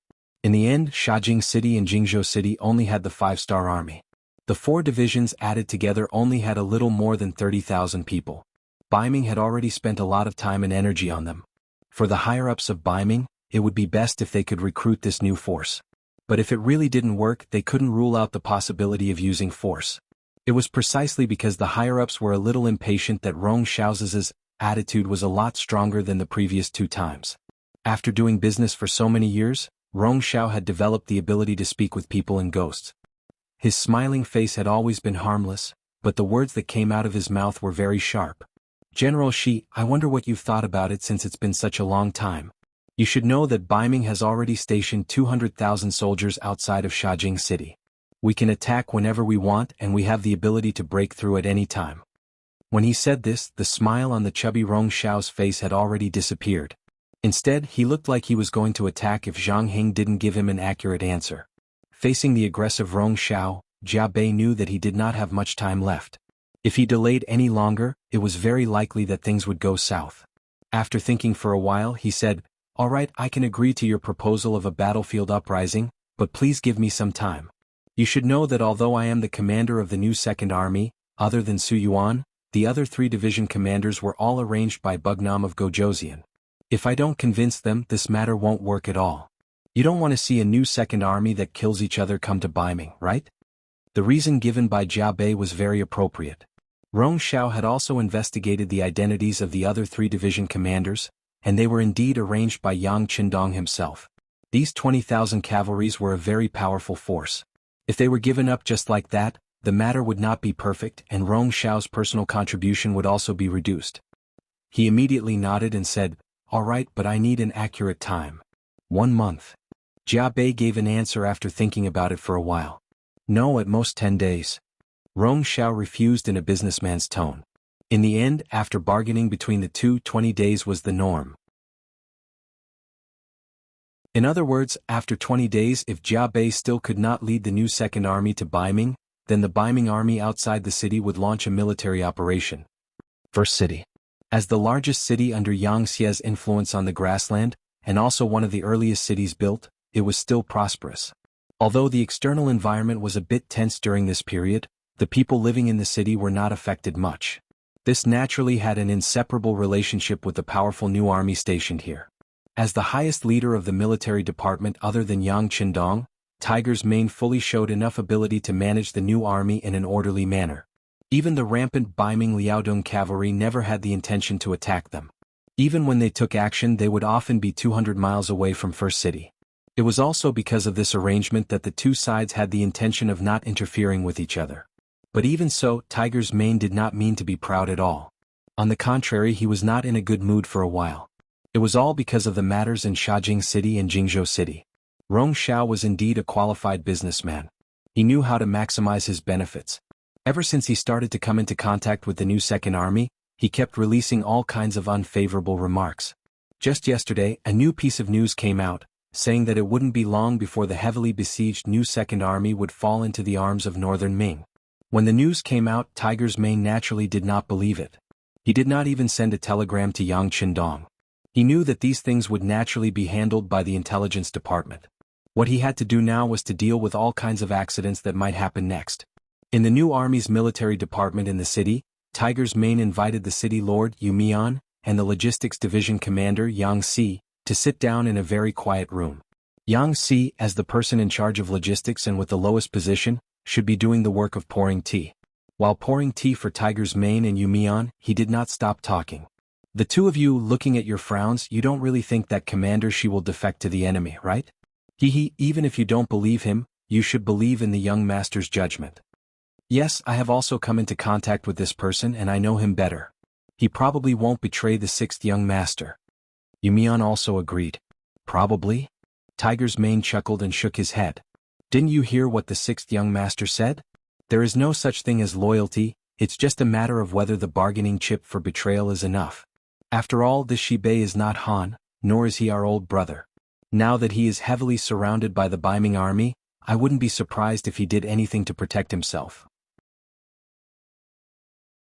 After Tiger's mane finished speaking, Yu Mian fell silent. Actually, from his words, it could be seen that he did not have much confidence in himself. What he said was just to unite everyone and not to casually suspect his colleagues. But now, even Tiger's mane said that he was suspicious. Of course, it was not good for him to say anything. Yang Si, on the other hand, frowned after hearing this. He had already finished pouring tea and came down from the table. His right hand gripped a teacup tightly as he thought of something and said, "Since all of you are suspicious, why don't you report this to the young master? The young master must already know, it's just that he hasn't sent a letter yet. This is the part that we can't figure out," Tiger's mane said as he shook his head. After Yang Si heard this, he was stunned at first. He didn't know what to say next. If even the sixth young master could not confirm the authenticity of this matter, then this matter was probably more than 50% true. Yang Si fell into deep thought and did not speak. Yu Mian thought of something and said, "If that's the case, then we should also make preparations early. Once something really happens to the new Second Army, I'm afraid that the next target Baiming will deal with will be us." With the new Second Army stationed in Shajing and Jingzhou City, this was equivalent to planting a stair on the grassland. Baiming had to be cautious if they wanted to make a big move. But once this constraint was gone, everything would be very different. They could concentrate all their energy on dealing with the first city in the new army. With their supplies cut off, the situation of the new army would only become more and more dangerous. That's right, that's what I'm worried about. That's why I called you guys over to see if there's any good strategy. Tiger's mane nodded heavily. Obviously he had thought of all this. He called the two of them over to discuss this matter. After the matter was settled, the three of them gathered together to come up with a plan. At this moment, Yang Qindong, who was far away in the Japanese Empire, had indeed received a telegram from the intelligence personnel of the first city. It described some of the rumors they had heard in detail. However, because the two cities of Shajing were heavily surrounded, they were unable to find out the specific and real situation. Therefore, they reported everything they heard regardless of whether it was true or false.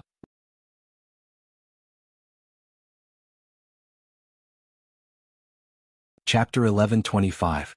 Looking at the contents of the telegram in his hand, Yang Qindong's eyes flashed with a sharp light. In his heart he had sentenced Rong Xiao to death. All along, Yang Qindong had a natural closeness to the Han people.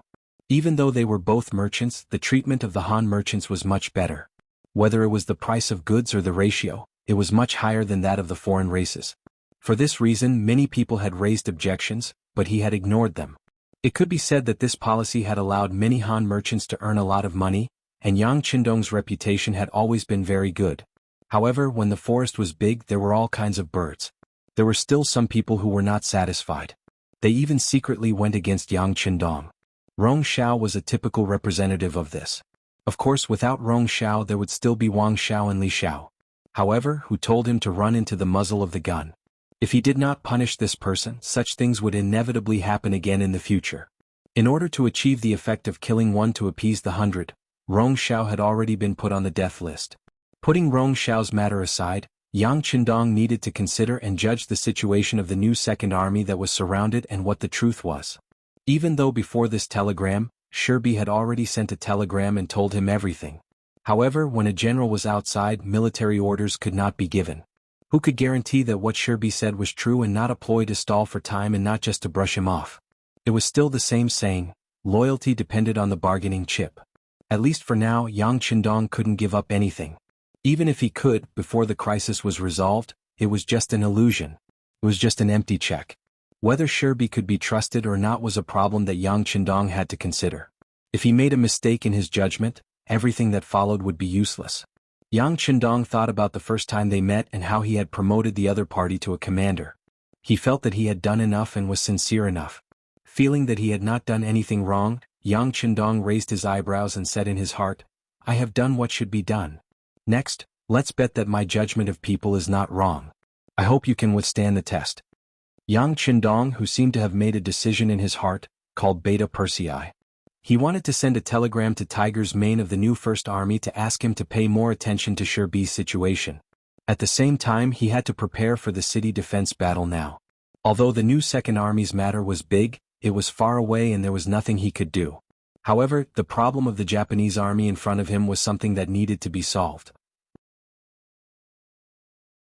If he got stuck in this quagmire, he was afraid that it would not only be the new Second Army that would have problems, but more problems would appear. After seeing Beta Persei return after sending the telegram, Yang Qindong asked, "How's the situation in Nanhai province?" "Young master, the people who moved out are moving in, but the area there is not small. It will take at least a month to distribute the land and restore order," Beta Persei reported in a deep voice. Yang Qindong nodded to show that he knew and then asked, "Which army is responsible for the cleanup work?" "Young master, it's under the command of Commander Nyo Duo." "Okay, order Nyo Duo to take a boat to Ping and Beijing quickly. By the way, send a telegram to the Security Bureau in Beiming's Kyoto." When Yang Qindong said this, a murderous intent flashed in his eyes. Obviously, the matter of the new Second Army made him a little angry and he was ready to start a massacre. Beiming's Imperial Palace. Acting Sect Master Zhu Qiu was in a good mood recently. It was all because of the news that came from the grassland that Rong Xiao had already convinced the commander of the new Second Army of the Five-Star Army, Shi Biao. In 20 days they might raise their army and surrender. If that was the case, he would not have to pay any price to gain an extra army of troops. Comparing the two, he would have a greater advantage in suppressing the Five-Star Army's forces. Once the Great Ming Empire suffered heavy losses and finally dealt with the Five-Star Army, he would lead a strong army to the south to solve the problem of the South Ming Empire. If he could also solve the problem of the South Ming Empire, then the Great Ming Empire would regain its former glory in his hands. Thinking about how great of a feat this would be, it was really exciting. Just as he was in a good mood, Chief Eunuch Jining appeared. "Your Majesty, the Crown Prince's junior tutor Su Yozhen said that he has an urgent matter to discuss with you. What do you think?" "Oh, send him in." Hearing that Su Yozhen had come, Jining nodded. He admired this official who could do things. Not long after, Su Yozhen appeared in the main hall of the Imperial Palace. He first knelt and kowtowed and then he stood up with a serious expression. "Beloved official Su, you don't look too well. May I know why you've come?" Zhu Qiu asked in a nonchalant manner. "Your Majesty, this official has come for a matter related to Beiming's reputation. I really have to say it." Seeing how solemn Su Yozhen was, Zhu Qiu, who was sitting on the dragon throne, also straightened his body and asked, "What's the matter?" "Yes, Your Majesty." Su Yozhen held the ceremonial tablet and said, "Your Majesty, this official has come to ask for forgiveness." "What's going on?" Zhu Qiu, who was confused by these words, asked. "Your Majesty, it's like this. Previously, when the Japanese Empire asked for help, this official spoke out in court to stop it. At that time, I didn't do anything wrong. After all, the most important thing in court right now is to solve the problem of the grasslands and achieve the goal of dealing a heavy blow to the Five-Star Army. But now, it seems that this official's vision was a bit short-sighted." Su Yozhen said with an apologetic attitude. "Why do you say that?" Zhu Qiu was a bit stunned. He had already put the matter of the Japanese Empire's request for help to the back of his mind. He really didn't think that Su Yozhen would bring it up again. Su Yozhen was naturally instructed by Yang Qindong to come. Before he came, he had already thought of the words to say. He immediately said, "Your Majesty, this official has not thought things through." After a self-reflection, he continued, "Ever since the Japanese Empire sent people to ask for help, there have been all kinds of rumors. But most of them are accusing us of not helping our vassal state. Especially the people from the Wara Empire stationed in the capital. They have mentioned this matter more than once in public. The Japanese Empire was a vassal state of the Great Ming Empire. Now that they were in danger, Baiming chose to not help them.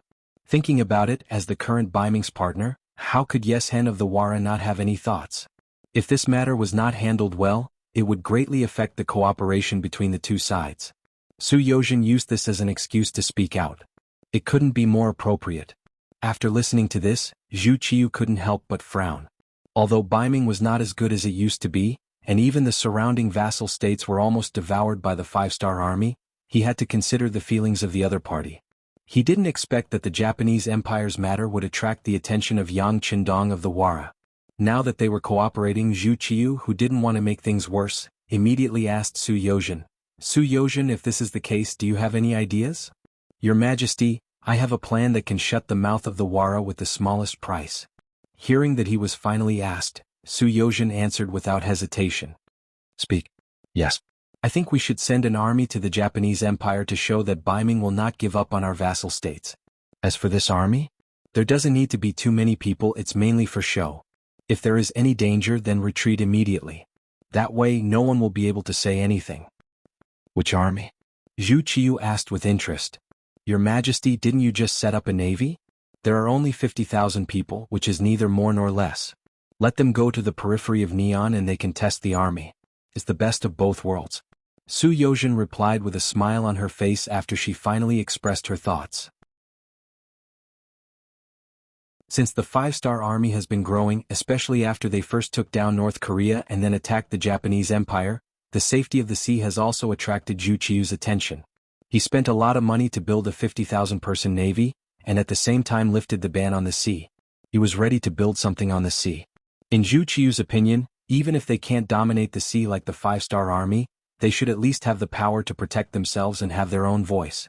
Therefore, this 50,000-person navy was established, and the people chosen were all people who were excellent in the water. It took a lot of effort. This 50,000-person navy can be called the prototype of the Baiming Navy.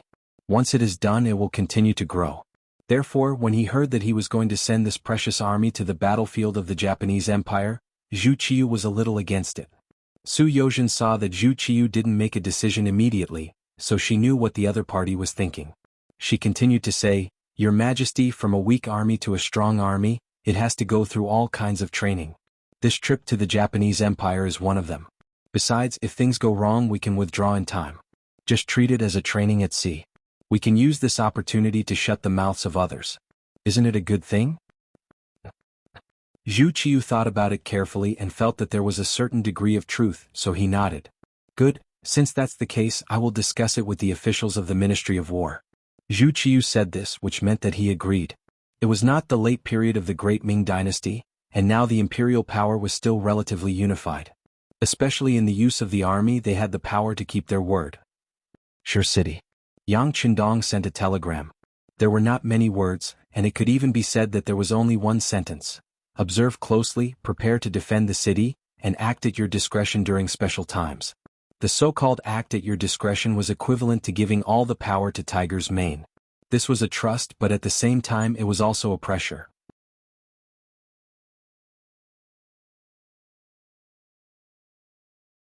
Chapter 11:26. It was conceivable that if the matter was not resolved properly, Tiger's Mane would inevitably be blamed by others. However, at this time, Tiger's Mane could no longer care so much because he had received accurate information that the Baiming emissary had begun to negotiate with them. They had agreed to make a final decision within 20 days at the latest. Now, it seemed that there were only 17 days left. It was naturally Rong Xiao who took the initiative to be able to obtain accurate information. He deliberately opened a hole in the siege and allowed a group of people from Shajing City to walk out.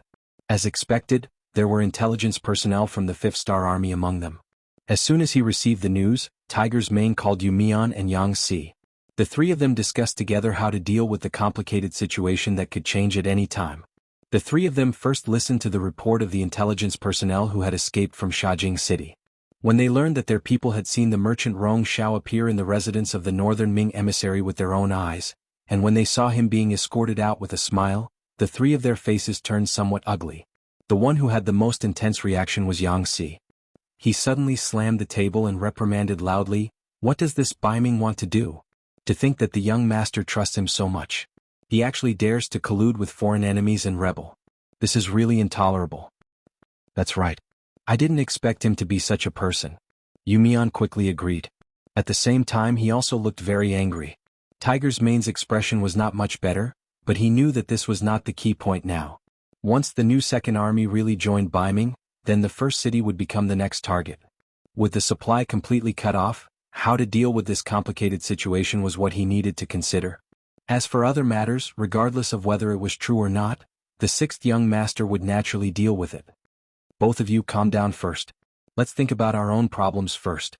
Once the two cities of Shajing and Jing province are obtained by Bai Ming, they will have nothing to worry about. The next step is to send troops to the beginning city. At that time, do the two of you have any countermeasures?" Listening to Tiger's Mane's words, Yang Si replied without hesitation, "What else is there to think about?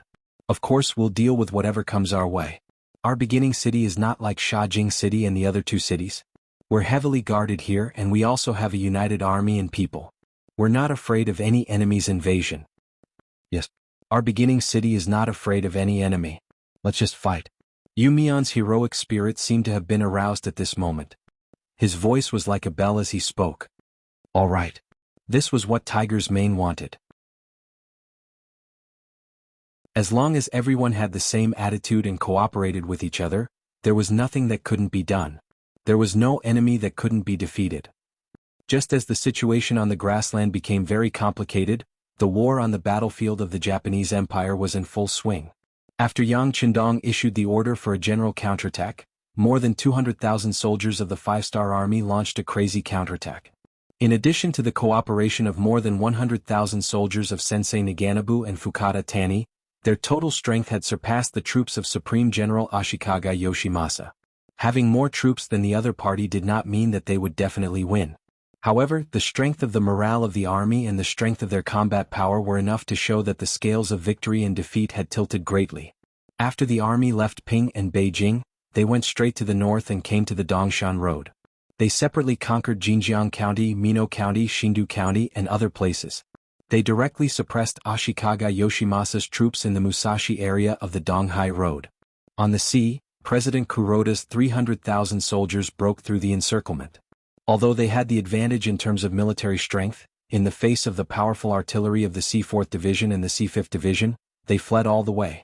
When the 300,000 soldiers entered the Dongshan Road, there were only 100,000 soldiers left. On the land they lost many cities and lost many soldiers. Of the 300,000 soldiers, there were only 100,000 left. Under such a situation, Ashikaga Yoshimasa, who originally had millions of soldiers, only had 200,000 soldiers left. The reduction in his strength made him anxious every day. While he cursed the five-star army for being arrogant, he also made preparations to abandon his homeland and leave the Japanese Empire. Compared to the Japanese Empire's continuous losses, the five-star army was like an unstoppable hurricane. Wherever they went, they would not hesitate to kill anyone who resisted. Along the way, who knew how much blood they had shed. In the end, the forces that opposed the five-star army were all in danger. Most of them had no choice but to surrender, while a small number of them fled. Based on the current situation, in at most 3 months, the entire Japanese Empire would be conquered by the five-star army. After taking half a year to migrate and exchange people, it was inevitable that Japan would become another province under the five-star army. However, at this time, a telegram suddenly appeared. At the same time, the 1st Cavalry Division, New Army, and the 4th Division were all transferred back to Ping and Beijing. When the telegram was sent out, all of the generals on the front lines who received the news were confused. Seeing that victory was right in front of them, they did not know why such an order would appear. Although the five-star army had over 300,000 soldiers, the only ones that could fight were the 4th Division, the 7th Army, the 1st Cavalry Division, the New Army, and the 1st Reserve Division. The rest of the soldiers, such as the 2nd, 3rd, 4th, 5th, and 6th divisions, as well as the hundreds of thousands of miscellaneous Japanese soldiers, were left behind to pick up the leftovers. Many of them were even cleaning up the battlefield. Now that 3 powerful armies were suddenly transferred away, it was inevitable that the generals would have all sorts of guesses. However, no matter what thoughts they had, this telegram was personally sent out by Yang Qindong. Just based on this point, no one dared to disobey. After being surprised for a moment, the 3 armies packed up and stopped moving forward. Then within 8 hours they began to change direction, going from north to south to Ping and Beijing. This was the military order of the 5-star army. Once an order was given, regardless of the situation, it must be obeyed. This was also something that Yang Xie's generals had to do. In the blink of an eye, the 3 powerful armies left. Although the total number of soldiers was not large, only around 50,000, it was still a big blow to the morale of the army. The 7th Army's commander, Tian Su, took the initiative to look for the 1st Reserve Division's commander. Sukuda was also a division commander, and the 1st Reserve Division soldiers were 30,000, far more than the 7th Army's 10,000 soldiers. However, Sukuda gave Tian Su enough respect. After all, he was a member of the Cold Front series, fully equipped with firearms. "Commander Tian, please have a seat." In the face of Tian Su's visit, Sukuda did not dare to be negligent and took the initiative to walk out of the tent to welcome him. Commander Su is too polite. Tian Su had a smile on his face. He was very satisfied with Sukuda's attitude. Since Sukuda was so polite, he naturally would not refuse. Instead, he took the initiative to slow down his pace, trying to keep up with Sukuda's pace. Everyone else in the tent left. When only the 2 of them were left, the smiles on their faces involuntarily disappeared. 3 out of 5 powerful armies had left. The 2 of them felt an enormous pressure. If a problem appeared in their originally sure-win situation because of this, it would mean that the 2 of them were incompetent. This made them unusually nervous and cautious. They looked at each other. In the end, it was Tian Su who spoke first. "Commander Su, 3 out of 5 powerful armies have left. The pressure on our shoulders will be much greater." "Yes, but we are not afraid," Sukuda said in a booming voice. "Our 1st Reserve Division has 30,000 soldiers. They are all veterans who have experienced life and death on the battlefield. Although they are not as elite as the Cold Front, we have courage and courage. We are not afraid of any opponent or enemy."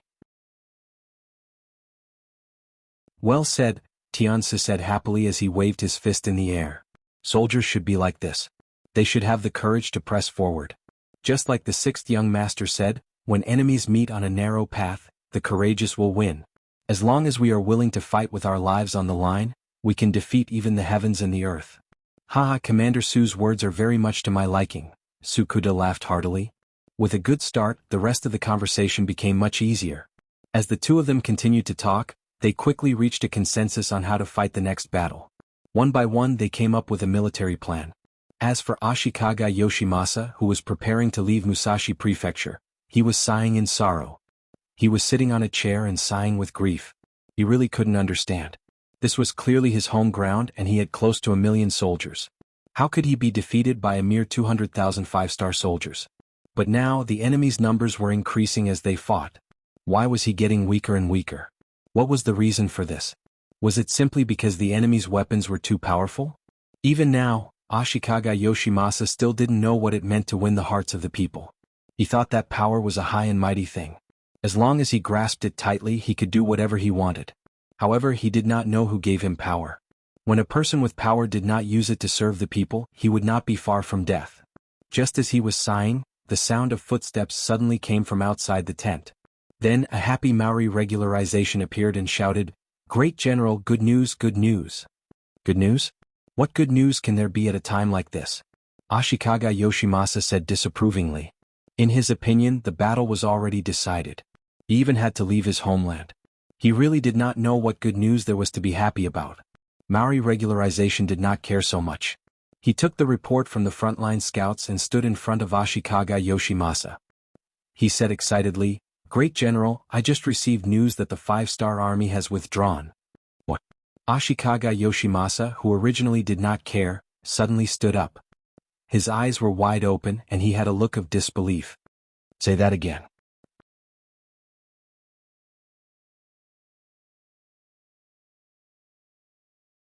Chapter 11:27.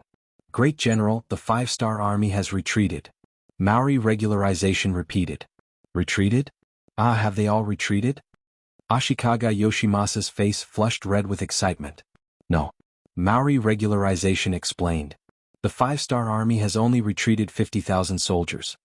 Originally, Ashikaga Yoshimasa thought that the 5-star army had completely retreated. Now that he heard that only 50,000 soldiers had left, which was less than a quarter of the army, he excitedly sat back down. Then he said with a dissatisfied tone, out of 200,000 soldiers, only 50,000 have left. Is there a need to be so happy?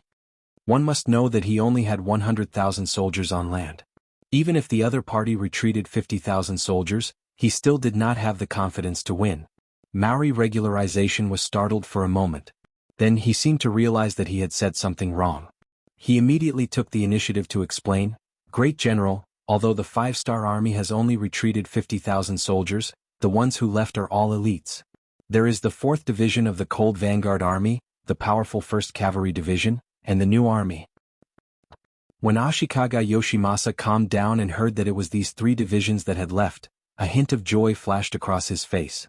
However, he quickly regained his composure and said, At this time, why did these 3 divisions suddenly leave? What is Bugnam of Gojoseon doing? I don't know.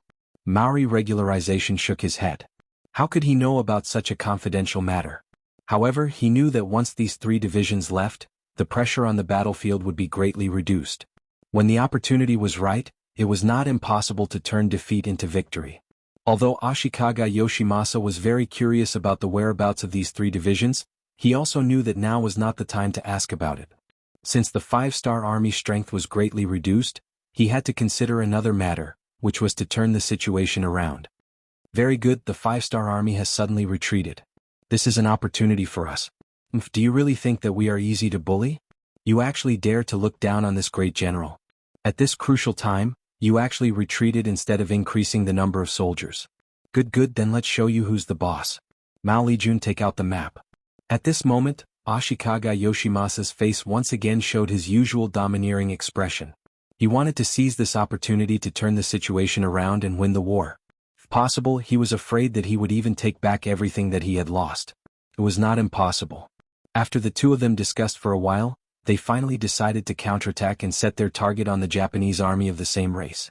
That was the 120,000 Japanese army led by Sensei Naganobu and Fukada Tani. The originally declining Mashikaga Yoshimasa family was just struggling at death's door. Once Ashikaga Yoshimasa took over the military power, the Mashikaga Yoshimasa would not be able to do anything. It would not be long before the Mashikaga Yoshimasa took over some of the families and local forces. It would not be impossible for them to be completely wiped out. However, at this time the 5-star army appeared, and the war between the Japanese Empire began. The smart and insightful Sensei Naganobu took this opportunity to rise up and finally became the general trend. Now, not only did the Mashikaga Yoshimasa family regain their glory, but the number of soldiers under his command had also reached 80,000. If it was during peacetime, having such an army would be enough to make one a famous general. Even the Supreme General Ashikaga Yoshimasa would not dare to underestimate him. All of this was thanks to Yang Qindong. Especially after seeing the strength of the 5-star army and the advanced weapons, Sensei Naganobu was even more impressed. At the same time, he was prepared to follow Yang Qindong to conquer the world and make contributions. Just like what he usually said when chatting with the other generals of the 5-star army, he only had his eyes on the Japanese Empire. In the end, he was still too short-sighted. He wholeheartedly followed Yang Qindong and waited for the Japanese Empire's war to end. He wanted to see if there was an opportunity to enter Yang Qindong's eyes and then go on a campaign. Suddenly the situation changed. The 5-star army suddenly withdrew and 3 strong armies left. This move really caught Sensei Naganobu off guard. Although he did not know where the 5-star army went, he knew that since Yang Qindong gave the order, it must be carried out. However, when his gaze returned to the battlefield, he could not help but worry about his own situation. Ashikaga Yoshimasa was able to be the supreme general of the Japanese Empire for so many years, and even completely take over the imperial power. It was not only because of luck, but also because this person was very capable. Now that such a big hole had appeared on his side, he did not believe that the other party did not notice and would not take any measures. And without the 3 strong armies, would the 5-star army still be able to win against the Supreme General with an overwhelming advantage? Sensei Naganabu muttered in his heart. And there was another person who had the same thought, Fukada Tani. Unlike Sensei Naganabu, who took the initiative to join the 5-star army, Fukada Tani was forced to do so by the situation. Before this, he had fought with the 5-star army. Although he lost, he still gave the order to kill the people of the 5-star army. So, even though he was also a general of the Japanese army compared to the other party, his situation was not just a little bit worse. Originally, he thought that as long as he performed well and Ashikaga Yoshimasa was destroyed, Bugnam of Gojoseon would be in a good mood, and no one would look into his mistakes. But he did not think that the 5-star army would withdraw 50,000 of their main forces, which made the originally certain victory situation become delicate again. It was now impossible to determine who would win and who would lose. This made Fukada Tani, who was originally nervous, feel a great sense of helplessness. And it was at this time that an old friend suddenly came to the military camp, an old friend that he did not expect. This person was dressed as an ordinary Japanese army soldier. When he suddenly appeared in Fukada Tani's tent, he was really shocked. Maori regularization, why are you here? That's right, the person who came was Maori regularization, the general that Ashikaga Yoshimasa relied on the most. The reason why Maori regularization was able to come here was because of the discussion between him and the general. The two of them wanted to launch a counterattack when the 5-star army's main forces withdrew. But considering that they did not have the advantage in terms of military strength, they decided to start with the 5-star army. If they could find some spies and turn some generals to their own side, the military strength of both sides would have a fundamental change. At that time, winning the battle would not be impossible. After careful consideration, the two of them decided to target Fukada Tani. Although Fukada Tani's rebellion had caused the general to lose a lot of strength. But in this world, there were no eternal enemies, only eternal benefits. In order to achieve his goal, Ashikaga Yoshimasa decided to forgive Fukada Tani and give him a chance. Now that the target was decided, the general had to consider how to proceed. When Maori Masori took the initiative to stand up and express his willingness to accept and complete this mission, Ashikaga Yoshimasa was somewhat unwilling. This was the general that he relied on the most. If something were to happen to him, the loss would be too great. Ashikaga Yoshimasa did not immediately agree, which made Maori regularization feel very touched. Didn't this mean that the other party valued and cared about him? Because of this, he had to do this task well, so he said, "General, this mission has to be done by me. First of all, my identity is important enough. Only if I go can I dispel some of Fukada Tani's concerns and worries. Second of all, if something were to happen, it would be better for me to die than for the general to be in danger. So please agree to my request." It had to be said that Maori regularization's reason was very reasonable. With his status, it was indeed possible for him to prove his side's sincerity. And if Fukada Tani really did not want to betray the 5-star army, taking down Maori regularization would indeed be a great achievement. The only thing that was worrying was that the risk was too high. However, Ashikaga Yoshimasa was a ruthless person after all. In his eyes, power was always the most important thing. Even if Maori regularization was loyal to him, he was just a subordinate that he could use. Since the other party was willing to take the risk and could bring him great benefits, he really had no reason to refuse. "Well, since that's the case, Mao Lijun, I'll leave everything to you." After saying this, Ashikaga Yoshimasa bowed solemnly to Maori regularization. Maori regularization hurriedly dodged, then said with a touched face, "General, with your words, even if I lose my life to Fukada Tani, so what?" Just like this, Maori regularization appeared in Fukada Tani's tent. Along the way he had brought enough money. After a while of bribing, he finally appeared in front of Fukada Tani without attracting anyone's attention. Fukada Tani was very surprised by Maori regularization's sudden appearance. But after all, he was someone who had made a name for himself before. He quickly suppressed this shock in his heart. First, he looked outside the tent and found that everything was normal. When he saw that his personal guards were patrolling not too far away, he felt more confident. He said to Mao Lijingza, "Mao Lijun, I have to say that your courage is not small. You actually dared to appear here alone. Don't you know that as long as I shout, someone will quickly rush in and take your life? At that time, if I hand you over to the 5-star army, it will definitely be a great achievement." Facing Fukada Tani's threat, Maori regularization first smiled, then lifted his robe and looked at Fukada Tani, who was a little nervous because of his actions, and said, "Koen Fukada, as you can see, I didn't bring any weapons, so I can't pose any threat to you. So I still have a few words to say to you. If you still want to take me down after hearing them, then I have nothing to say. No threat at all. Fukada Tani let out a long sigh of relief, and his expression returned to normal. Mao Lijun, you're quite brave. Good. With your boldness, this general will listen to what you have to say.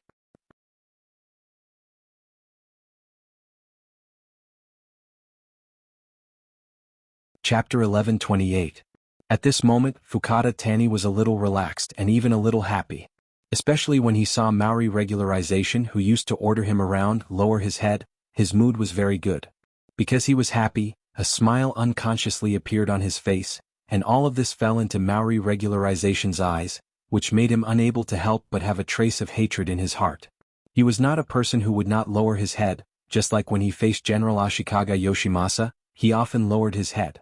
But to a villain like Fukada Tani he was too unwilling. If it were not for the sake of this big plan he would not have done this.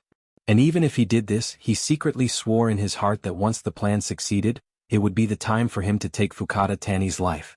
Maori regularization thought with hatred in his heart, but on the surface, he lowered his head and said, "Kun Fukada, this time I came here under the orders of the general. Please, for the sake of national justice, help the Japanese Empire fight back against the Five-Star Army. No matter what, the Japanese Empire should be our Japanese Empire, and we should not let outsiders touch it. Otherwise, our future generations will curse us for the rest of their lives." Maori regularization still wanted to talk, but Fukada Tani said impatiently, "Japanese Empire is your Japanese Empire, not ours, right? What kind of person was Ashikaga Yoshimasa, and how much he thirsted for power as a former subordinate Fukada Tani knew very well, so there was naturally no problem with this question. Fukada-kun, please wait for a moment. Let me finish my words." No one would be happy to have their words interrupted. If it were not for the situation, Maori regularization would have reprimanded him. Fukada Tani snorted and turned his head to the side to express his dissatisfaction, but he didn't say anything else. Then he continued to listen to Maori regularization. "Kun Fukada, you asked a good question just now. I will answer this question now. In the future, the Japanese Empire will be our Japanese Empire. Regarding this matter, the Supreme General has already made a decision. Once he becomes the emperor in the future, he will make you the Supreme General. You will be in charge of the military affairs of the entire Japanese Empire." "Oh, that's right, here's a letter written by the general himself. You can take a look." As he spoke, Mao Lijeng handed over a prepared letter. In order to show his respect, he even extended both of his hands to pass it over. Initially, Shintinya had a nonchalant and joking expression on his face. However, when he heard that he would be appointed as the great general, his expression suddenly froze. Then he sat up straighter. Did the great general really say that? Of course. How could it be fake when it's written? If the Supreme General can't do it, Kun Fukada can take out this letter and announce it to the world. The Maori regularization's tone was extremely firm. With the letter in hand, Fukada Tani opened it and read it carefully. When he found that what was written was exactly the same as what the Maori regularization said, his expression became more excited. All of this fell into the eyes of the Maori regularization.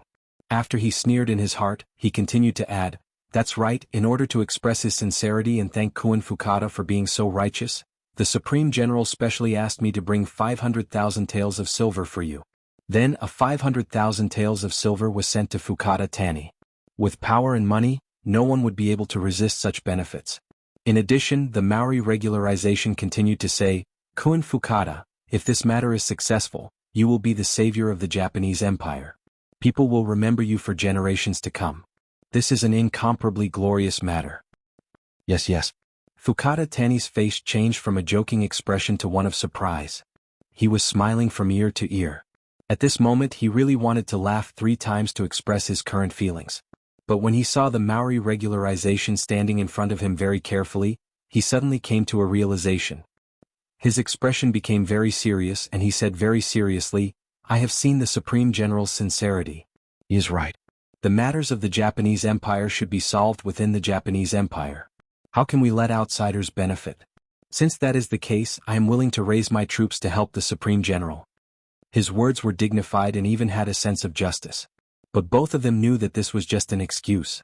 Sure enough, money can solve everything. Seeing Fukada Tani's current performance, the Maori regularization laughed. Then Fukata Tani's laughter also sounded. 8 hours later, when the sky was completely dark, the Maori regularization left. He brought Fukata Tani's promise and the plan that the two of them had discussed together. This was a good counterattack that Ashikaga Yoshimasa and the Maori regularization had thought of. They wanted to instigate Fukata Tani to rebel, and then make the center blossom. When the time came, they could suddenly send troops when the five-star army was in chaos. This way, they would be able to win this war with the momentum of the autumn wind sweeping away the fallen leaves. It had to be said that this idea was somewhat risky, but fortunately they succeeded. Ashikaga Yoshimasa saw the Maori regularization again. After listening to his report, he couldn't help but slap his thigh in joy and say the word "good" 3 times. Good, that's great. Mao Lijun, did you discuss to launch a counterattack in 2 days? Yes, everything has been discussed. When the time comes, Fukata Tani will naturally make a move on Sensei Naganabu. Then he will burn the provisions of the five-star army. We will take advantage of this and attack. The Maori regularization said excitedly. Very good. When the time comes, the position of Supreme General will naturally belong to Mao Lijun. As for that Fukata Tani, you should know what to do. Ashikaga Yoshimasa looked at the Maori regularization with satisfaction and said.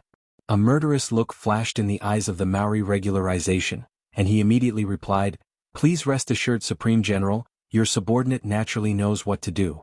First take the letter, then kill. We'll be very clean. That's great. Ashikaga Yoshimasa's laughter once again resounded in the tent. Because the five-star army's 3 strong armies had suddenly retreated from the battlefield, Ashikaga Yoshimasa, who was originally prepared to withdraw from the Japanese Empire, made a new decision. He wanted to shed blood, he wanted to win back everything that he had lost. Regarding this, the five-star army on the other side didn't know about this. They still continued to do as they pleased, slowly pushing forward the battle line, slowly moving towards Musashi Prefecture. In the next 2 days, under the careful supervision of the 2 commanders, Tense and Kushueda, they took down another outlying county of Musashi Prefecture. They were one step closer to success. After a day of hurrying, the soldiers were a little tired. In the evening they started to cook early. Other than the necessary sentries, the rest of the main forces went to sleep. They needed to accumulate enough strength for the next day.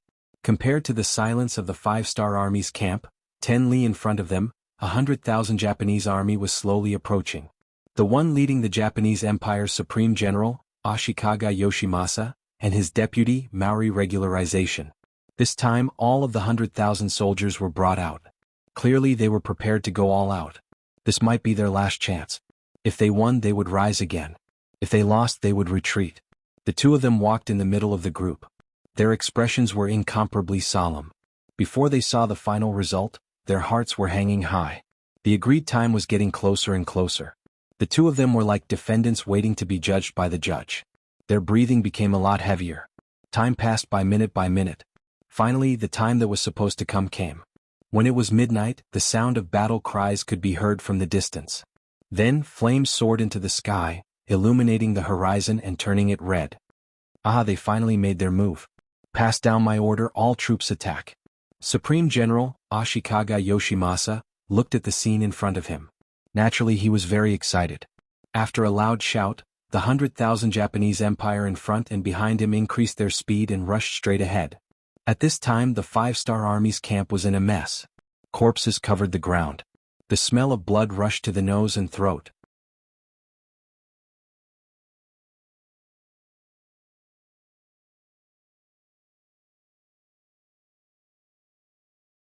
Chapter 1129. A total of 150,000 soldiers charged forward like a long dragon, chasing after the five-star army. It could be said that they were invincible. They did not even need Maori regularization to do anything as they continued to advance.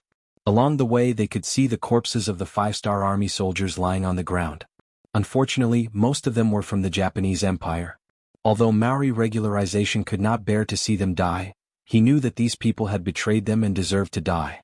After thinking about killing all of the Sensei Naganabu's men, it should be the Han people next. He could not help but become excited.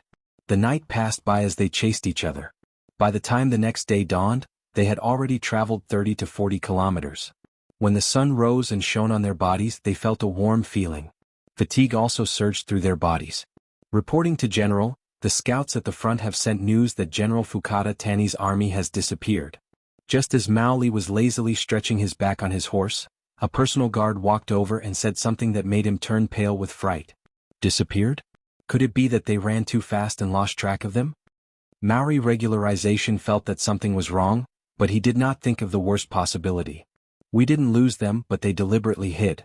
General, we are surrounded by tall mountains. If someone wants to hide, it won't be easy to find them. The bodyguard didn't dare to speak nonsense without evidence, but he still had the ability to remind the general. They deliberately hid? How is that possible? Mao Li Zheng still had a look of disbelief on his face, but soon his eyes widened. Clearly he had thought of a possibility. He suddenly shouted, pass down the order, stop advancing and retreat immediately. If Fukada Tani deliberately disappeared, then there was a big problem. The worst and most likely result was that he did not intend to help the general at all. On the contrary, he did all this to lure them into a trap. Maori regularization came to a realization, but it was too late. Because just as he ordered the army to stop, and before the order had even reached the ears of the 50,000 soldiers, deafening battle cries suddenly came from the surrounding mountains. Then, countless bright-colored five-star army soldiers covered the sky and covered the earth. It was as if a large blanket was about to wrap them up completely. When the battle cries sounded, Maori regularization's expression became very bad. He did not think that the worst result would happen. Speaking of his previous impression of Fukada Tani, whether it was Maori regularization or Supreme General Ashikaga Yoshimasa, they did not completely trust him. According to the previous plan, they would only attack when the five-star army was defeated. But the strange thing was that the beginning of the battle was too smooth. Fukada Tani actually burned down the granary, and there were so many Japanese army corpses on the ground. Maori regularization also carefully looked at the corpses and found that the people on the ground had indeed died not long ago. It was all of this that dispelled all of Maori regularization's worries. Now that he thought about it, he was still too anxious. Even if Fukada Tani really fought with them against the five-star army, with his strength, how could he do all of this so easily? It was completely because he was forced too hard. Now that he finally saw the light of hope, he threw himself into it without caring about anything else. There's no need to retreat. Tell everyone to shrink the formation and resist as much as possible. As long as we can hold on for a while, the Supreme General will definitely send troops to save us. Maori regularization was worthy of being a commander for many years. When he saw the qualitative change in the situation, he immediately changed the battlefield strategy. However, facing the five-star army that had been prepared for a long time, even if Maori regularization's orders were accurate, once they reached here, everything would be over.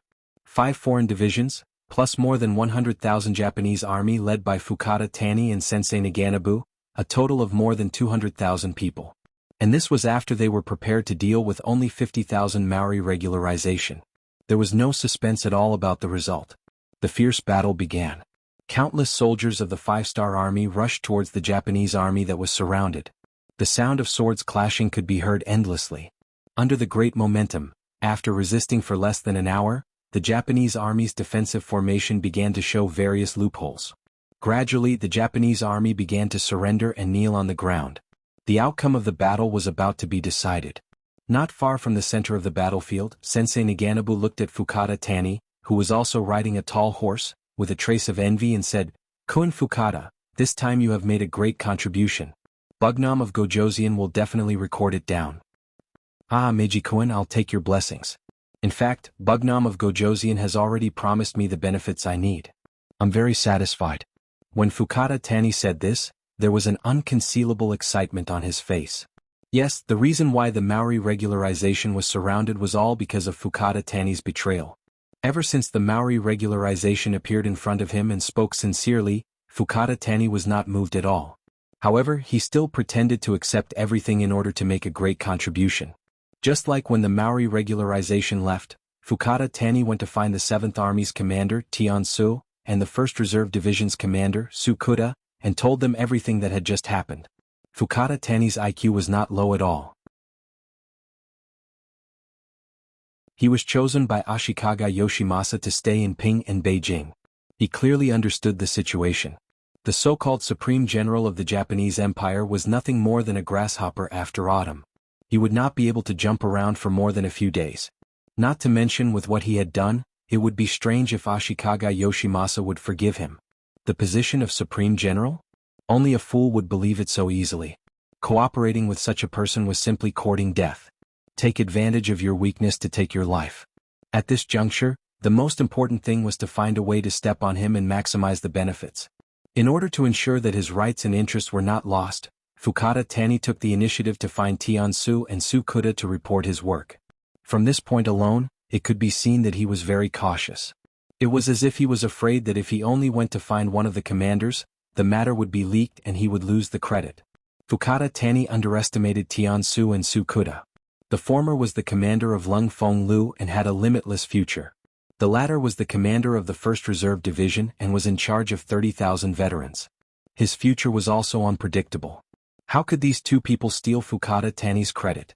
Therefore, this news was quickly sent to Yang Qindong in Ping and Beijing in the form of a telegram. Not long after, a telegram came back. First, he praised Fukada Tani's loyalty. Then he stated that the 500,000 taels of benefits given by Ashikaga Yoshimasa were all for Fukada Tani's personal use. Not only that, once the Japanese Empire became a province of Yangxia, if he wanted he could stay in the Japanese Empire and become a true supreme general. This was Yang Qindong's breadth of mind. His vision had never been limited to a city or a place. His goal was the entire world. A small Japanese empire was nothing to him. Not to mention, when the Japanese Empire became a province in the future, it was necessary to have a local supreme general. Only then could they avoid more internal friction. Fukada Tani's ability to lead troops into battle was average, but he was smart enough to see the situation clearly. Yang Qindong was very relieved to have someone like him manage the military of the Japanese Empire in the future. After Tiansu and Sukuda read the telegram, it was sent to Fukada Tani.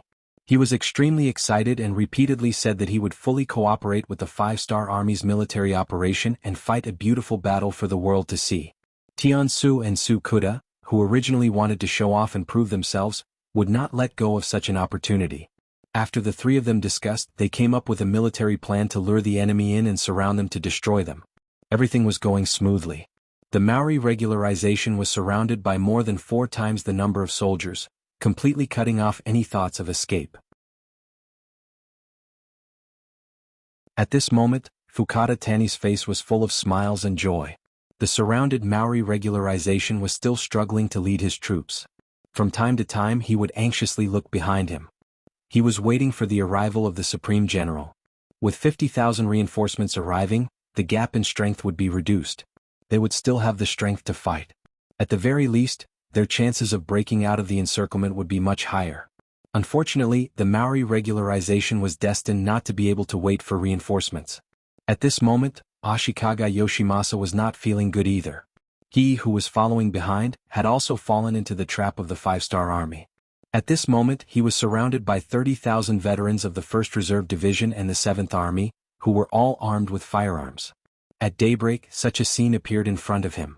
While Ashikaga Yoshimasa was shocked, he also felt a sense of powerlessness. He did not expect the situation in front of him to be like this.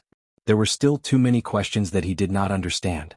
Taking advantage of the fact that the two sides were only surrounding each other and had not yet engaged in battle, Ashikaga Yoshimasa took the initiative to ride to the front of the army. He asked the 2 division commanders Tiansu and Sukuda, who were opposite him, "The 2 of you I admit defeat this time. Before I fight to the death, there is one thing that I would like to clarify. Seeing that I may die, please tell me the answer. Don't let me be a confused ghost, okay?" Ashikaga Yoshimasa lowered his noble head just to ask a question. As the soon-to-be victors, Tiansu and Sukuda, of course, would fulfill his request. Tiansu took the initiative to say, "Okay, as long as your question does not involve any military secrets, we can consider telling you the answer." "Thank you." Imitating the Han people, Ashikaga Yoshimasa clasped his fist and bowed again. Then he raised his head and asked, "Last night your camp was ablaze. That should be the rations being burned, right? Also, there were so many corpses on the ground. I saw that they were indeed people who died not long ago. I want to ask, what is going on?"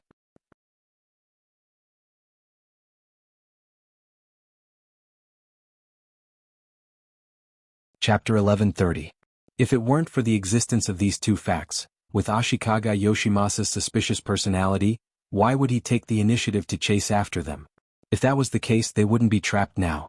These two questions were really puzzling, but they didn't involve any military secrets. After Tiansu and Su Ku exchanged glances, Tiansu laughed and said, "Okay, then we'll fulfill your wish and let you be a ghost who understands everything. To tell you the truth, the provisions were indeed burned, but it's just moldy food. It can only emit the smell, but it can't be eaten. As for the corpses of the dead Japanese army soldiers, it's even easier to explain. During this period of time, there were many people in your country who opposed our 5-star army. They took the opportunity to burn, kill, and loot and did all kinds of evil. Because of this, many of them were captured. I just didn't expect them to play such a role before they died, but thinking about it, it's worth it." As soon as Tiansu's voice fell, Ashikaga Yoshimasa's face became very ugly. He didn't expect that those who died were actually his own people who opposed the 5-star army. Those who were supposed to support him were now mercilessly killed on the battlefield, and became bait for his own destruction. This scene was really unacceptable. Ashikaga Yoshimasa sat on the horse as if he was scared silly. Using this opportunity, the 5-star army launched a general attack. Ashikaga Yoshimasa, whose will was affected, no longer had the energy to command the army. Coupled with the all-out assault of the 7th Army, the battle became one-sided from the beginning. Just before the sky turned dark, the main force of the Japanese army who lost the will to resist was destroyed, and most of them were captured. Among them, Ashikaga Yoshimasa and Maori regularization died in the battle. Even before they died, their final plan to escape from the Japanese Empire was not realized. The news of General Ashikaga Yoshimasa's death on the battlefield was spread by some deserters. The Japanese Naval Division General Kuroda Naganori, who was preparing to meet him in Changlu Prefecture, quickly left on a ship, taking 100,000 Japanese Army Navy Division and disappeared into the vast sea. Even if the 5-star Army Navy Division and Navy Division went all out to chase after him, they still couldn't find him. When the news was passed back to Yang Qindong, although there was a trace of regret, he still gave the order to stop the chase. For the sake of a stray dog who escaped, sending 2 elite Navy divisions to chase after him was meaningless. With the escape of Kuroda, the general situation of the Japanese Empire was already set. The next step was to encircle and annihilate some of the opposition forces in the remote areas and re-establish the political system. It was not the first time that Yang Shi had occupied other forces, so he was already familiar with the way. In less than 5 days, Du Jin, who had come from Korea, arrived here. He was the governor of Wu province appointed by Yang Qindong. Judging from the time, he should have received the news a long time ago. At this point, the War of the Japanese Empire lasted 14 months from January 1458 to February 1459. The Japanese Empire became a part of Yang Xi's territory and changed its name to Japan Province. The governor was Du Jin, and the general was Fukada Tani. In order to maintain the stability and prosperity of Japan Province, not only did Yang Xia open a lot of businesses here, but Yang Qindong also allowed 100,000 soldiers and 100,000 navy divisions to stay here. At the same time that Shaowei Province was established, many mines were being developed at the same time. According to Yang Qindong's memories from his previous life, many mines that would take many years to be discovered were being developed one by one, especially silver mines. It could be imagined that with so many silver mines being developed, it would be a great financial support for Yang Xi's forces. Of course, these things were handed over to the new governor, Du Jin, to deal with. As Japan Province was established and gradually stabilized, Yang Qindong's eyes began to move to the west, which was Baiming and the grasslands. Before this, a piece of news first appeared in front of Yang Qindong. According to Su Yojin, 50,000 Baiming Navy divisions had arrived at Japan Province's South Sea Road. Because communication was blocked, these people didn't know that the Japanese Empire had been replaced by Yang Xi's Japan Province. They're here to give you a gift. Alright, accept it. After receiving the news, Yang Qindong laughed and gave the order. In reality, this wasn't a coincidence. It was something that Yang Qindong had planned for a long time. Even the 4th Army Division, the 1st Cavalry Division, and the new army had been mobilized from the battlefield to welcome these 50,000 Baiming Navy divisions. 50,000 Baiming Navy divisions weren't much, not to mention that they had just been established, so their fighting strength was mediocre. The reason why Yang Qindong attached so much importance to them was to attack Baiming Navy divisions and use this name to make a move against Baiming. Yes, Yang Qindong had already decided to go to war with Baiming.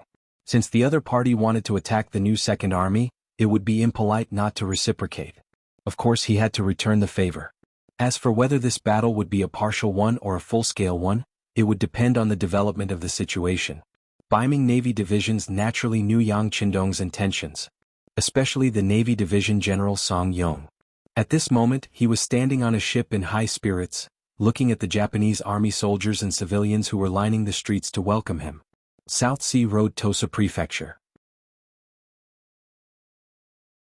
This place was close to the coastline and was also the only way for various forces to enter this place. Now, in front of the largest dock here, there were tens of thousands of soldiers and civilians of the Japanese Empire. They were shouting the slogan of the Celestial Empire to welcome the guests from afar. Song Yong, who was leading a group of Beiming Navy divisions, had a full smile on his face. He was very happy in his heart. Everything in front of him made him very excited.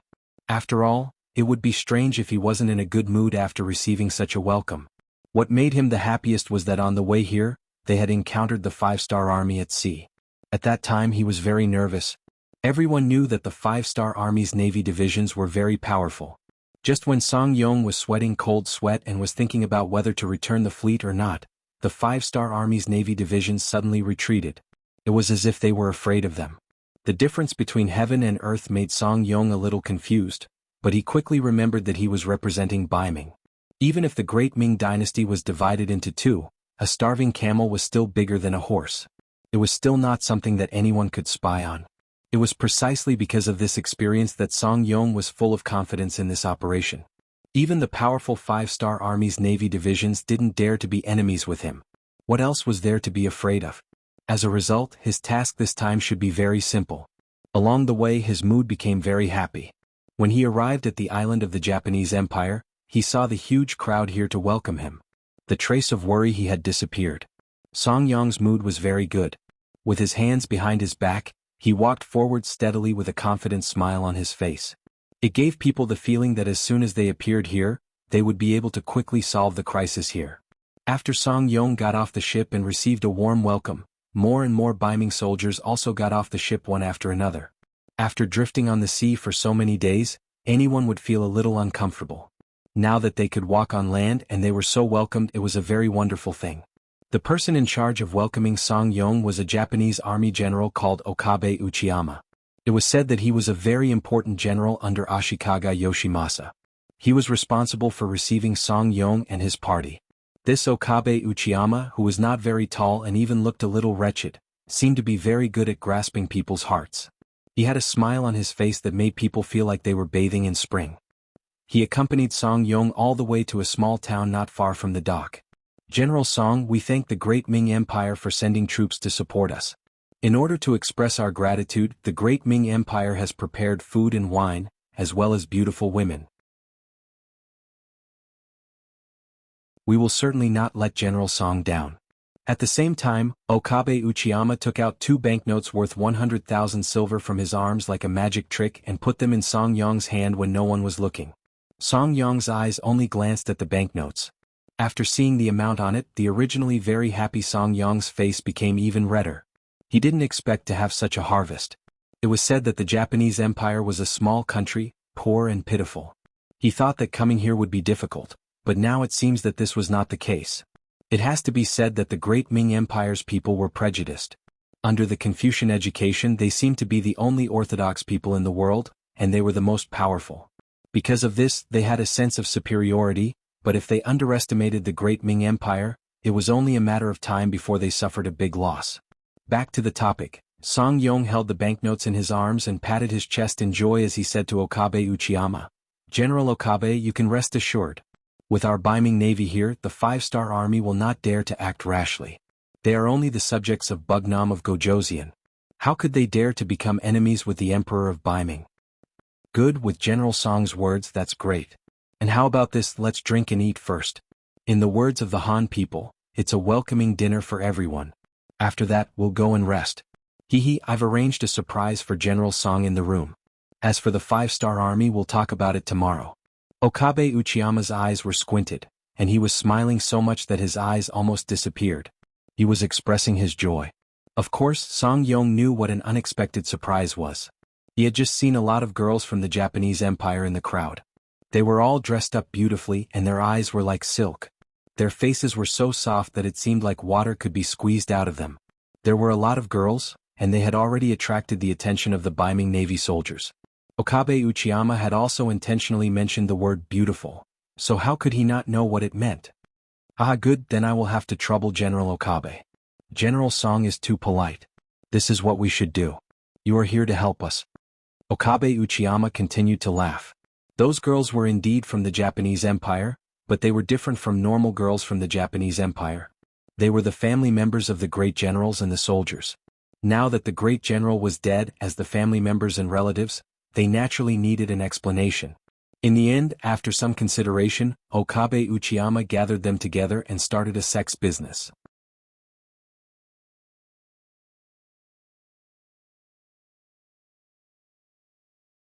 Chapter 1131. Unlike the women in the brothel, they were only responsible for solving the personal problems of the soldiers.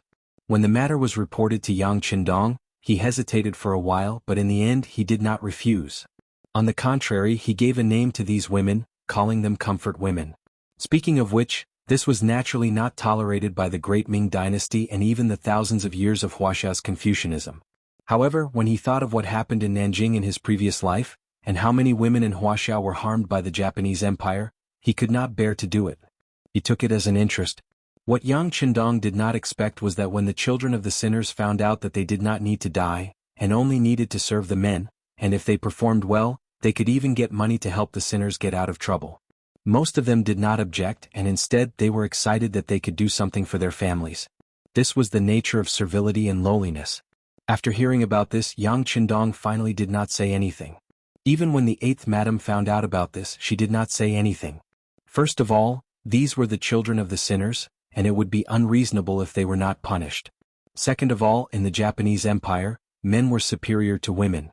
Now that they had a chance to wash away all the shame, this kind of opportunity was hard to come by. Of course, Junko also asked Yang Qindong about this matter. She meant that the daughters of the sinners could do this, but the ordinary people did not need to do this. Otherwise, what would the men of the Japanese Empire do? Yang Qindong, who did not agree to this, quickly satisfied Junko's request.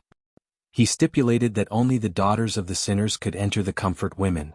If there was any coercion, no matter who was involved, no matter what level of authority was involved, they would all be severely punished.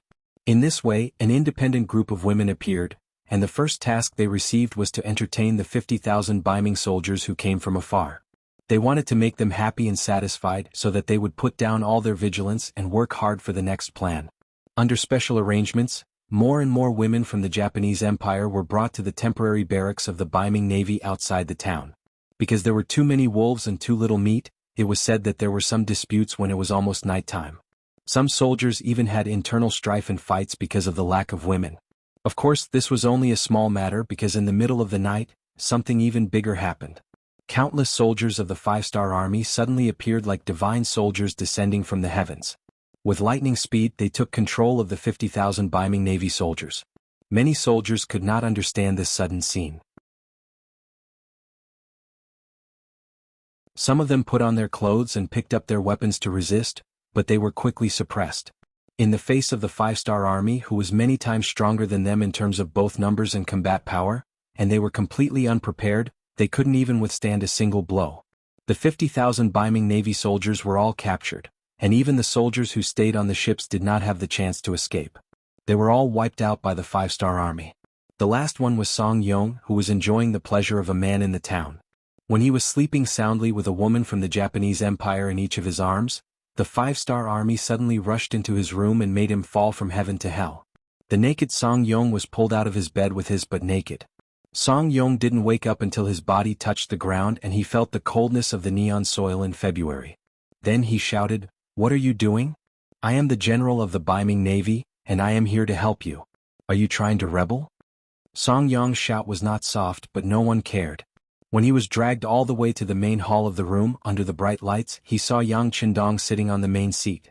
He was wearing a green robe and his entire body was emitting an oppressive aura.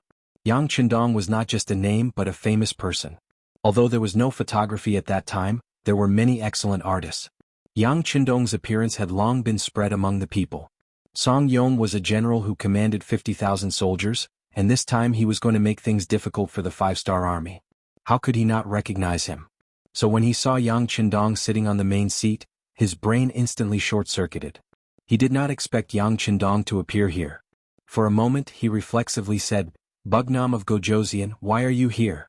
Should be facing the siege of the Japanese army in Ping Beijing. Ignorant guy. Let me tell you, the Japanese Empire is gone. Before you could even set foot on this land, it had already been conquered by this king." Yang Qindong's voice carried a trace of ridicule. The dignified Baiming actually sent such a good-for-nothing general to deal with him. He did not know if he should say that the other party was ignorant or arrogant. Like a bolt from the blue, when these words entered Song Yong's ears, he was so shocked that he could not speak. The powerful Japanese Empire was actually defeated and conquered by the Five-Star Army. He wanted to say that this was impossible, but when he thought of Yang Qindong's previous actions, it seemed that it was not impossible. Especially now that he was surrounded by the Five-Star Army's generals and soldiers, and there was no Japanese army around. There were also no sounds of killing. This was enough to prove everything. Song Yong was not a general with a backbone. The only reason he was able to be in his current position was because he was smooth and slick. Now that he knew that the situation was not good for him, the only thing he could think of was to save himself.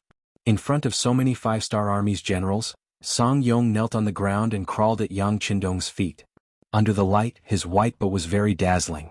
"Bugnam of Gojosian, this general was wrong. I should not have come to be your enemy. But all of this was the Emperor's will. This general did not dare to disobey. Don't worry, as long as you let me go back, I will definitely not be an enemy of the Five-Star Army. I am willing to swear." With snot and tears, Song Yong did not have the demeanor of a general at all. But right now, not only did his appearance not make people feel any pity or sympathy, it only made him receive countless disdain. In front of so many generals, if he had some backbone, even if he died, he would still receive everyone's respect. But kneeling and begging for mercy was the most cowardly display. Soldiers were cowardly while generals were cowardly. It could be imagined that even the general leading the army was like this. It would be strange if they could train qualified and outstanding soldiers. Yang Qindong was also speechless at Song Yong's current appearance. He originally thought that the other party would appear and reprimand him. After all, from a righteous point of view, the other party had received the order of the Emperor of Baiming, while he was just a king. He had even planned to talk back to him, but he never thought that the other party would kneel on the ground and beg for mercy. This made him unable to say a lot of the words he had prepared. Of course, Song Yong's fear of death made it much easier for Yang Qindong to carry out the next military plan. First, he rolled his eyes at Song Yong, who was kneeling on the ground. Then he turned his gaze to Yang Er, who was standing next to him. He then covered Song Yong with a sheet. Although the thin sheet couldn't play an absolute role in this cold weather, it could still cover his face. "I'll leave the rest to you." Yang Qindong suddenly lost interest. A person who was so afraid of death, as long as he didn't take his life, he would not refuse to do anything he wanted him to do. After saying this to Beta Persei, Yang Qindong said to the commander of the 4th Army Division, Ling Daqiang, the commander of the 1st Cavalry Division, Tian Hu, and the commander of the new army, Su He, who were waiting at the side. "The three of you go back and prepare. The army will set off tomorrow morning." "Yes." The three generals who had always been arrogant, after hearing Yang Qindong's words, they all respectfully lowered their heads and answered. At the same time, the three of them were also very excited. After such a long time, could they finally compete with the Baiming army? After Yang Qindong left, Beta Persei did not leave with him. Instead, he appeared in front of Song Yong, who was kneeling on the ground with a smile on his face. "General Song, it's time for us to have a good talk, but I don't know if you're willing to cooperate. Don't worry, even if you don't cooperate, I won't kill you. Instead, I'll make you feel worse than death." Although Beta Persei had a smile on his face, Song Yong felt a chill and a sense of danger. He immediately said desperately, "General, please rest assured that I will cooperate. As long as you don't kill me, I'll do anything." A few hours later, when the sky had just brightened, tens of thousands of the 5-Star Army boarded Baiming ships and disappeared. In just one day, the docks in Tosa Prefecture regained its tranquility. If it was someone who did not know, they would not be able to imagine that this place would be so lively yesterday. Shajing City. Tomorrow was the 20th day, which meant that he only had one night to delay. He had to make a decision whether to surrender or fight. Sitting in the study room, the candlelight reflected on his face. He had only been surrounded for a few months, but at this moment he looked a lot paler than before. Mental exhaustion was the reason for all of this. Originally, he was just a Mongolian general, and he was even the kind of general who was not valued. In the past, even eating and dressing had been a problem. However, everything changed after meeting Yang Qindong. He was put in an important position and was treated better. Especially the trust he had in Yang Qindong made him feel like he was willing to die for his bosom friend. Especially after he became the commander of the new Second Army, he was ready to go all out. He wanted to let everyone know that the sixth young master did not misjudge him. He had such strength, and most importantly, he had such loyalty.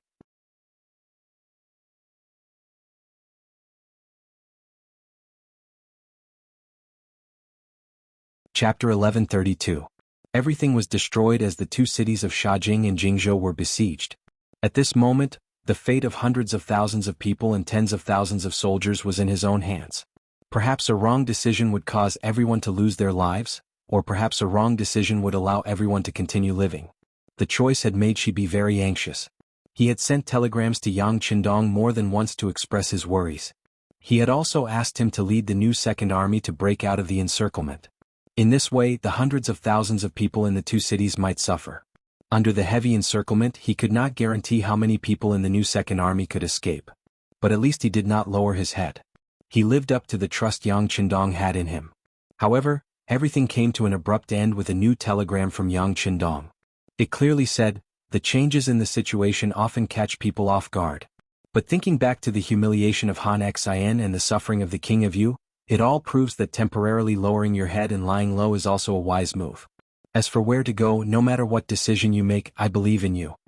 It was a simple sentence. There was no deliberate guidance or command. It was a sentence that placed all the initiative in his hands. But the more it was like this, the more Shibi felt the weight of the responsibility. He could not make a decision for a long time. "Master," outside the door, Division Commander Kong Ji and Guard Captain Wu asked to see you. Just when Shibi was still struggling in his heart and could not make any decision, the voice of the butler sounded outside the door. Kong Ji, the division commander of the 1st Cavalry Division of the new Second Army, could be said to be second only to Shibi in the army. In other words, once something happened to Shibi, Kong Ji would be the temporary division commander of the new Second Army. This was also what Yang Qindong had said when he established the new Second Army. Wu Xiaoyi, Shibi's guard captain, was not only strong but also loyal. It could be said that he was the last line of defense to ensure Shibi's safety. When something big happened, Shibi would discuss it with him. It could be seen that he was also a very important figure in the new Second Army. It was these two people who came together in the night. Even Shibi did not pay attention to them. "Please?" Soon, the housekeeper brought the two of them into the study. Knowing that there was something important to discuss, the housekeeper took the initiative to leave and closed the door. When there were only 3 people left in the room, the atmosphere could not help but become a little tense. Perhaps everyone knew that time was limited, so after a few moments of silence, the commander of the 1st Cavalry Division took the initiative to ask, "Commander, tomorrow is the deadline given by Baiming. What's your decision?" Shibi didn't answer immediately. Instead, she asked, "What do you two think?" At this moment, the atmosphere in the room became tense again. The 3 of them knew that every decision would affect the life and death of hundreds of thousands of people. But no matter how difficult it was, the decision still had to be made. After Division Commander Kong Ji and the guard captain Wu Xiaoyi looked at each other, the former said, "Commander, Shajing City is now surrounded by Baiming's army. There is a shortage of food in the city. Even the soldiers have changed from 3 meals a day to 2 meals a day. Their combat strength is going to decline. Under such circumstances, we may have to surrender." As soon as Kong Ji finished speaking, the guard captain Wu Xiaoyi on the side agreed. "That's right. We are too weak. If we fight head-on, we won't have a good ending. So I agree to surrender to Baiming." The 2 right-hand men spoke at the same time. After hearing this, Shibi's face became very ugly. She even trembled all over. Obviously, she was very angry. Under such circumstances, Kong Ji didn't seem to see it. He still asked, "Commander, what do you mean?" "What do I mean? Of course I don't agree. So what if we die? At most, we will be a hero again after 18 years. But if we really surrender to Baiming, we will be cutting ourselves off from the 5th Star Army and the 6th Young Master. When that time comes, do you think you can live with your conscience? Even if we survive, we will be struggling at death's door. So, I will never surrender.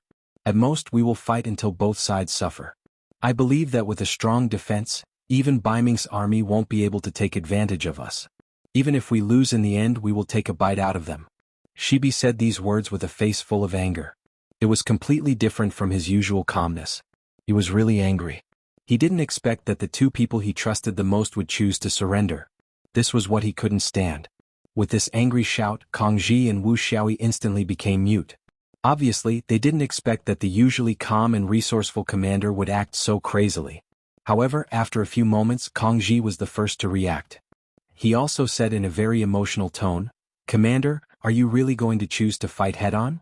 Don't you know that if you really do this, it means that hundreds of thousands of people will die? How can you bear to do this?"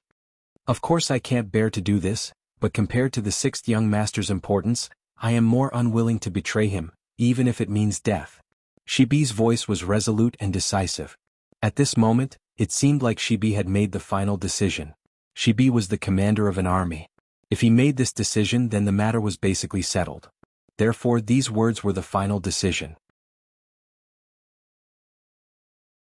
If nothing unexpected happened, Rong Xiao would come to the residence tomorrow and get this result. Kang Ji and Wu Xiaoyi should have been furious when they heard the result. After all, their lives had been lost as well. However, for some reason, not only were they not angry, they even chuckled. Ah, ah, ah, ah, ah, ah. Xia Biao had been waiting for the two of them to interrogate him, and had even prepared himself for a big fight, when he suddenly heard endless laughter. At this moment, even he didn't know what was going on, so he looked at the two of them. Kang Ji and Wu Xiaoyi stood at attention almost at the same time, then solemnly saluted him. "Commander, we are sorry. Just now we were just testing you. In fact, we have the same thoughts as you. We can't let down the 5-star army and we can't let down Bugnam of Gojoseon." Shibi saw the two's actions. At this moment he finally understood what was going on. He couldn't help but shake his head with a bitter smile. "To be honest, the two of you really made me angry just now. I thought there was something wrong with my eyes again. We can't learn from people like Su Yuan. I was personally chosen by the sixth young master. How could I do such a thing?" "That's right." First, he reprimanded Su Yuan verbally. Then Kang Ji continued, "Commander, your choice and loyalty are admirable and we should learn from you. However, the matter of Shajing City cannot be delayed. We must give you an explanation." "What explanation do you need?" "Of course, we refuse to surrender and prepare to fight." This time Shibi said without hesitation. "No." Unexpectedly, Kang Ji, who just said that they couldn't let down the 5-star army and Bugnam of Gojoseon, changed his mind. "Commander, we can't fight. If we fight, our new second army will definitely be defeated. Even the hundreds of thousands of civilians in the two cities won't be any better." "We can't fight? Then we have to surrender?" This time, Shibi was confused by Kang Ji's words. "That's right, we can only surrender." Kang Ji's voice was firm as he spoke. As soon as he finished speaking, Wu Xiaoyi, who had been silent for a long time, said, "We can only surrender. Commander, this is what we think." For the entire night, the candlelight in the study room never went out. As for what the three of them talked about, even the housekeeper who was in charge of guarding the door didn't know. The sky was finally bright and those who were supposed to come would come. Just after breakfast, the merchant Rong Xiao, accompanied by the infantry division commander Su Yuan, appeared at the headquarters of the new Second Army. Not only them, but there were also hundreds of infantry soldiers who came with them.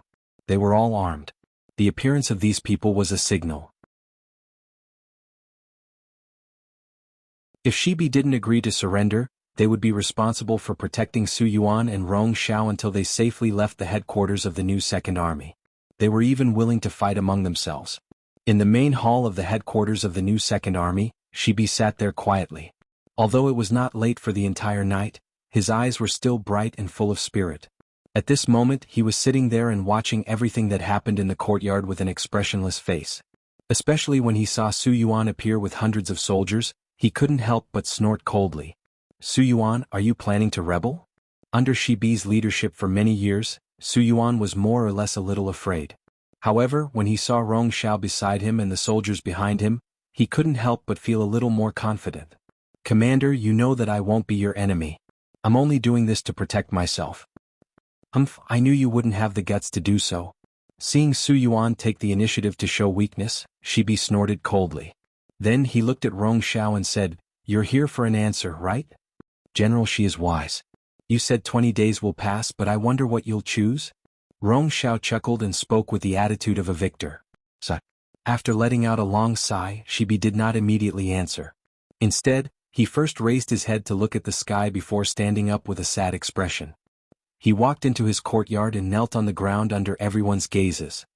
He was kneeling in the direction of the beginning city. "Sixth young master, I've let you down. If you want to be angry, you can just kill or torture me. I'm doing this for the sake of the hundreds of thousands of soldiers and citizens."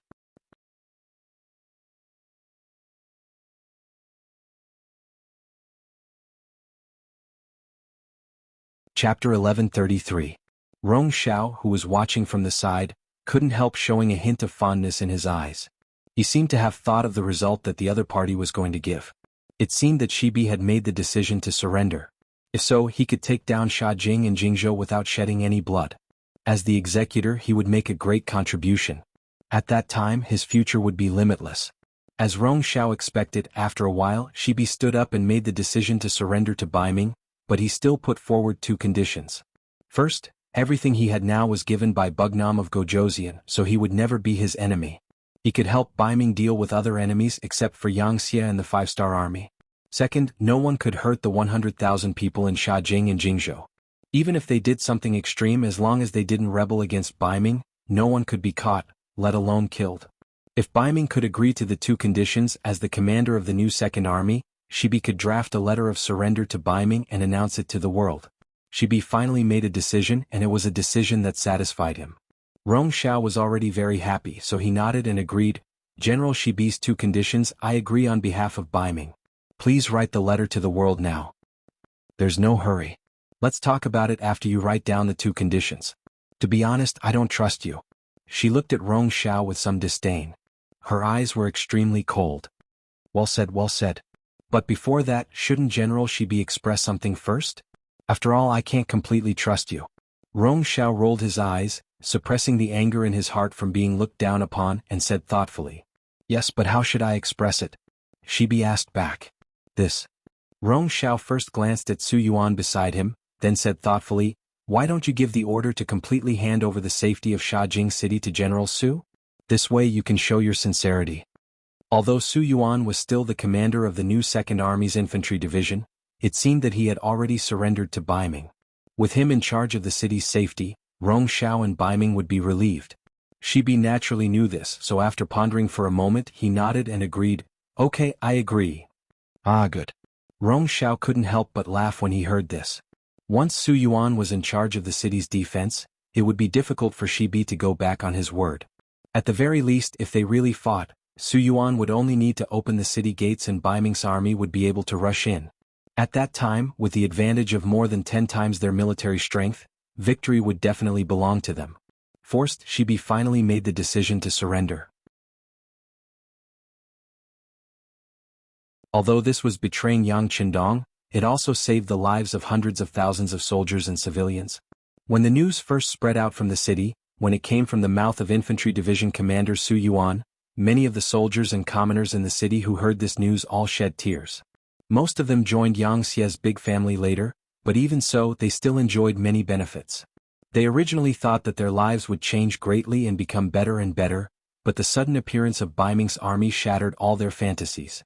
Now they had returned to Baiming and became Baiming's people. It was impossible to say that they didn't have any thoughts in their hearts. However, the situation was like this. Facing Baiming's army that was like a wolf and a tiger, what could they do? Were they really going to risk their lives? If that was the case, no one would be able to survive. Rong Xiao acted very quickly. In just 5 days he received a letter of guarantee written by Baiming's commander, Shi Heng, agreeing to give up the two requirements. Shibi didn't act shamelessly after that. He took out the document that he had written long ago. It stated that the two cities, Shajing and Jingzhou, would belong to Baiming from now on.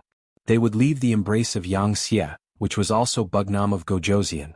After receiving the document, Rong Xiao quickly announced it to the world and spread it widely. First city. In Yang Xie City, which was the closest city to Shajing City, the army commander, Tiger's Mane, immediately called for a military meeting when he saw the document written by Shibi. They reached a very unified goal, which was to absolutely not let this happen. They had to leave Shajing City and give it to the new Second Army. Now, it should be said that the Baiming army was powerful and let them know that betraying Bugnam of Gojoseon would definitely not end well. The one who led the troops was Ma Xiangshan, the commander of the new First Army's Light Cavalry Regiment. As a light cavalry regiment, their advantage was that they were fast enough. They could be described as coming and going like the wind. With such an advantage, even if they encountered danger, they had a great chance to escape. Unfortunately, they went out with a face of anger. However, not long after they left the first city, they met Fang Dingshan, who had been waiting here for a long time. Fang Dingshan led the Liaodong Iron Cavalry, which had expanded to 70,000 people, and set up a formation. It was as if as long as they rushed over, they would kill all of them. Although Ma Xiangshan was very angry, considering the comparison of the forces of both sides and the fact that the Liaodong Iron Cavalry was also an elite cavalry force, in the end, his rationality prevailed over the anger in his heart. He had to order the army to retreat and return to the first city behind him. Without the external force, Shajing City and Jingzhou City fell into the hands of the Baiming army as they wished. In order to achieve the goal of completely controlling these two cities, the Baiming commander Shi Heng, who was now in charge of the security of this area, ordered more than 100,000 Baiming army to enter the two cities. In addition, Su Yuan's infantry division was firmly on the side of Baiming. At this moment, the advantage of the military strength fell into the hands of Baiming. After the fall of the two cities, especially after the 100,000 Baiming army entered, they were not people who followed the rules. Gradually there were some incidents of burning and looting. Perhaps it was because their military pay was too low, and there were many good things in the two cities. Under the greed there were many open robberies. In just a single day's time, more than 10 shops were robbed, over 100 women were taken, and several dozen commoners were killed on the streets.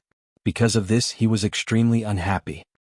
He wrote a letter to Commander Shi Heng, expressing the resentment in his heart. Unfortunately, even if Shi Heng personally stepped in, he could only control the situation from worsening. As for the Baiming soldiers who robbed and killed before, none of them were punished. Obviously, Baiming had used a compromise. They did not want to anger Shibi and cause a mutiny among the 3 cavalry divisions of the new Second Army, but they also did not want to hurt the morale of their own soldiers. Naturally, Shibi was not happy about this. However, he did not expect that his guard captain, Wu Xiaoyi, would actually ride out of the manor alone in a fit of anger. He charged into the northern Ming military camp in broad daylight and found a few criminals. The northern Ming soldiers who had killed the commoners did not say a word and killed them with a saber. Wu Xiaoyi's actions naturally attracted the anger of the other Baiming soldiers. After being surrounded, he was finally captured alive. Then the matter was reported to Shibi. Shibi was still living in the city lord's mansion and did not seem to have been stripped of any power. However, when Rong Xiao and Su Yuan appeared here again, their expressions were clearly much more arrogant than before. In the past they had come to ask for help. However, this time they came to denounce them, so their aura was naturally different. In the hall, Rong Xiao questioned Shibi. He said that because of guard captain Wu Xiaoyi, 4 Baiming soldiers had died. This matter had caused the army to be extremely dissatisfied, and an explanation had to be given. Explanation? What explanation? You promised me before that you would not harm the people in the city. What did you do? Guard Captain Wu only acted out of indignation. You can say that he was willing to do so. Shibi naturally would not allow the other party to criticize him and took the initiative to counterattack. Even if you are dissatisfied, you can't just casually charge into the army camp and kill people. If you don't follow the rules, how can we explain this to the soldiers? Therefore Wu Xiaoyi must die. Of course, we were also in the wrong before. How about this? General Shibi will personally deal with Wu Xiaoyi. This can be considered as us giving you face. Furthermore, we can guarantee that no one will harass the people in the city in the future. Rong Xiao had already thought of what to say. At this moment he appeared to be awe-inspiring and righteous. However, they did not kill Wu Xiaoyi and instead handed him over to Shibi for him to kill. This action was truly too sinister. Hearing this, Shibi's eyes flashed with uncontrollable anger. Just as he was about to say something, Rong Xiao spoke again. General Shi, don't forget that we agreed before. If someone rebels, then we have the authority to deal with them. Your guard captain actually charged into our Baiming army to kill people. Isn't that no different from a rebellion? Of course, if you can't be ruthless enough to deal with him, then you can hand him over to our army. However, I'm afraid that if we do that, Wu Xiaoyi will suffer even more. This was a threat. However, Shibi could not say anything. Who told Wu Xiaoyi to be so impulsive? In order to prevent the people in the city from being bullied and for the security of the two cities to return to peace, Shibi had no choice but to agree. Tears flowed from the corners of her eyes as she said, "All right, we'll do as you say." Ah, very good. Shibi finally compromised. All of this fell into Rong Xiao's eyes and made him very happy. He believed that once the news of Wu Xiaoyi being killed by Shibi spread, this new second army commander's authority would be suppressed to the lowest level. At that time, even if he had any disloyalty, he would not be able to stir up any waves. Not long after Rong Xiao left, Wu Xiaoyi was sent to the city lord's manor. Following him was the commander of the 1st Cavalry Division, Kang Ji. He knelt on the ground and pleaded with the other guards, namely Shibi's personal guards.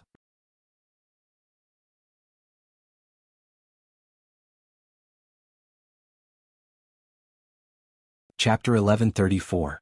Although Shibi couldn't bear all of this, he still issued the order to execute Wu Xiaoyi in the end. The execution was carried out in the courtyard of the city lord's mansion. Present were Shibi, Kang Ji, a group of personal guards and several supervisors sent by the Baiming army. Shibi's eyes were filled with tears and he shouted the word kill in pain. After laughing, Wu Xiaoyi's head fell to the ground. When the news spread out, the whole city was in an uproar. Everyone felt that there was no hope for the future. Because of this matter, Shibi also developed a grudge with Kang Ji and the other 2 cavalry division commanders. It was said that even if it was his order, the 3 division commanders began to resist. Rong Xiao heard this news in the mansion in the city. Of course he was very satisfied. He believed that it wouldn't be long before there was internal strife among Shibi and the others. That would be the time to deal with these high-level figures. At that time, it would be the time for them to send people to seize the military power.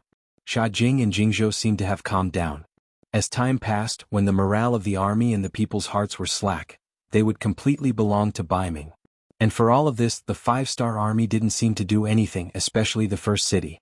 It seemed that they couldn't even protect themselves because after dealing with Sha Jing and Jingzhou, hundreds of thousands of Baiming troops began to surround the first city.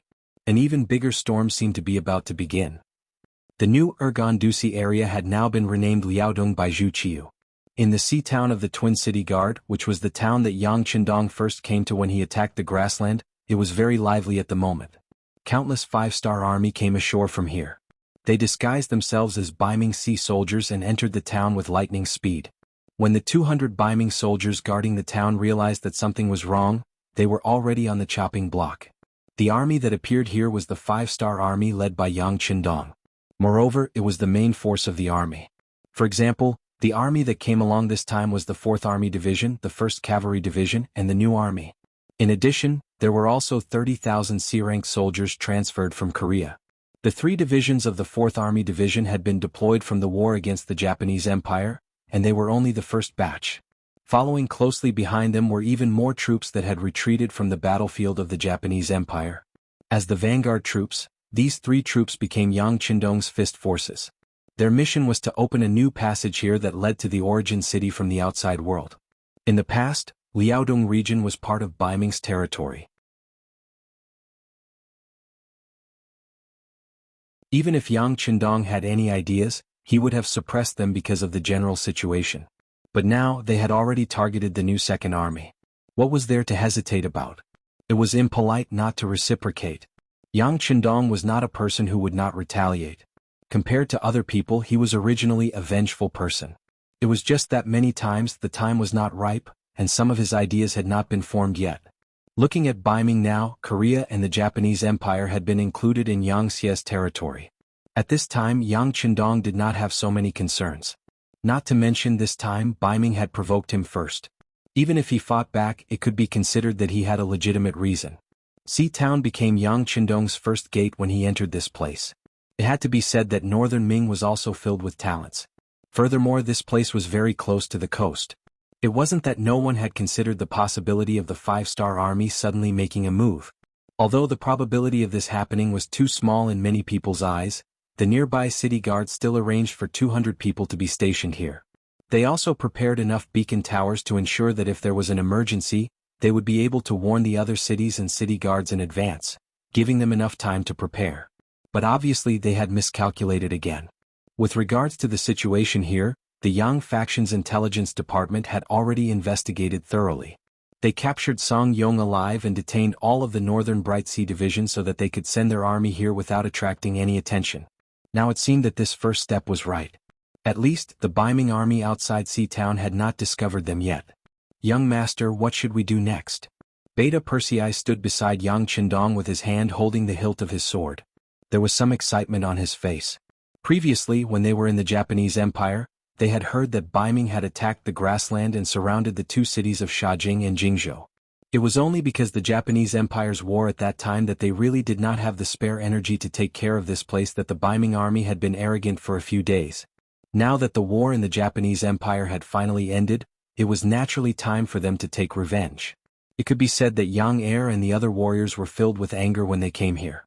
Their first opponent was only around 200 people, and they had come here in the form of a surprise attack. This number of enemies was really not enough to fight, not enough to look at. Hearing Beta Persei's question, Division Commander Ling Daqiang, Division Commander Tian Hu, and Commander Su He all looked at Yang Qindong with shining eyes.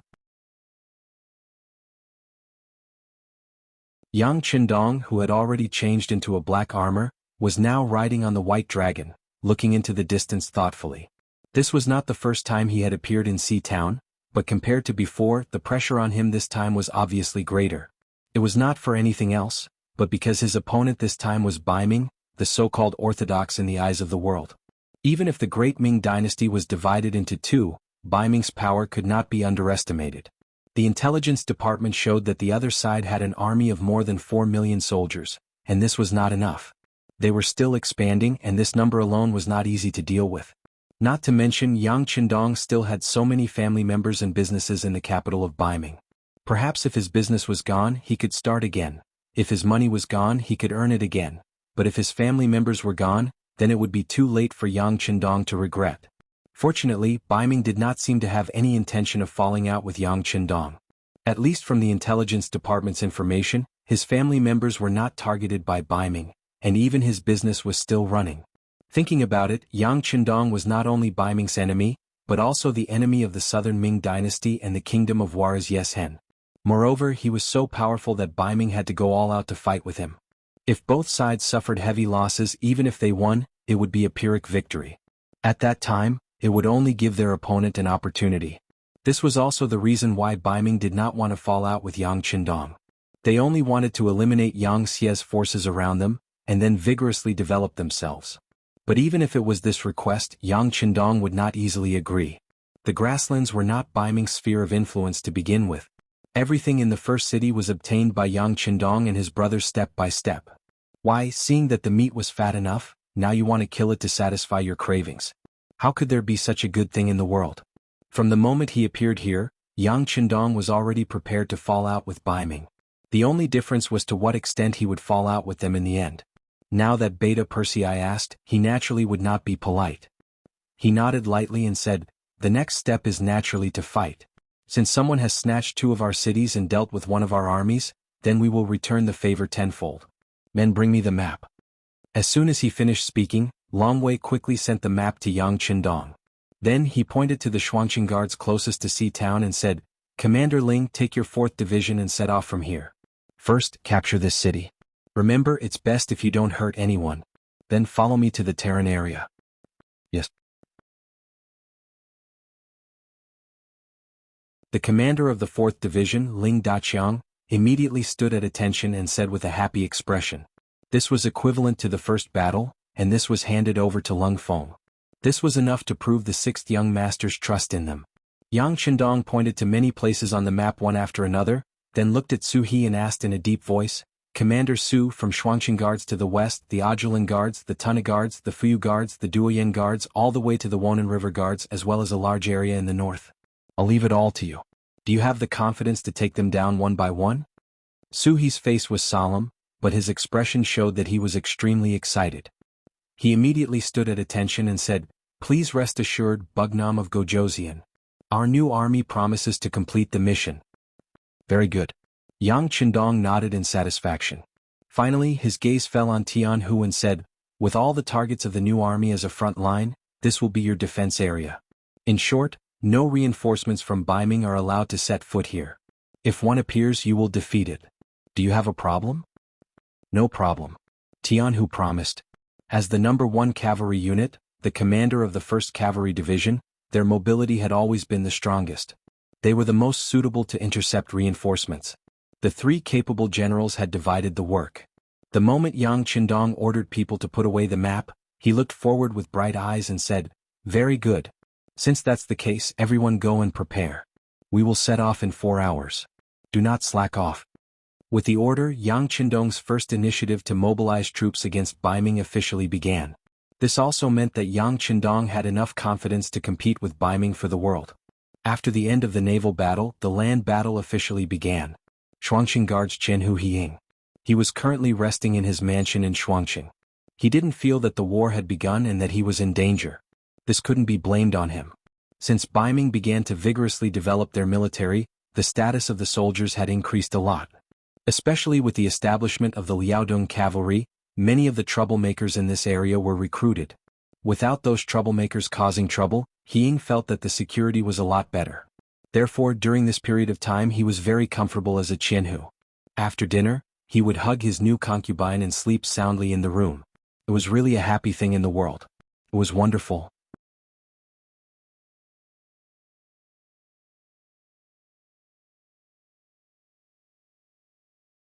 Chapter 1135. But as the saying goes, when a person sits at home, misfortune will come from the heavens. The sky had completely darkened, and the twin city guards, which was not very large, had also sunk into a state of silence. However, outside the He mansion, there was a series of urgent knocks on the door, causing many people in the mansion to be awakened. No matter what, Hiying was still a general, so he was still somewhat vigilant. The knocks on the door also woke him up, but the long period of peace did not make him think too much. Instead, he could not help but shout outside. "What's going on? Who's knocking on the door? Why aren't you going to take a look?" Without needing He Ying's orders, the door was already opened. Following that, a military commander rushed into the residence and quickly arrived at He Ying's door. With an urgent voice he said, "Sir, there's someone knocking on the city gates. The person claims to be Navy General Song Yong. Our brothers are not sure, please make a decision." "Song Yong?" A cry of surprise came from within the room. Hiying had naturally heard of this newly promoted Navy general before.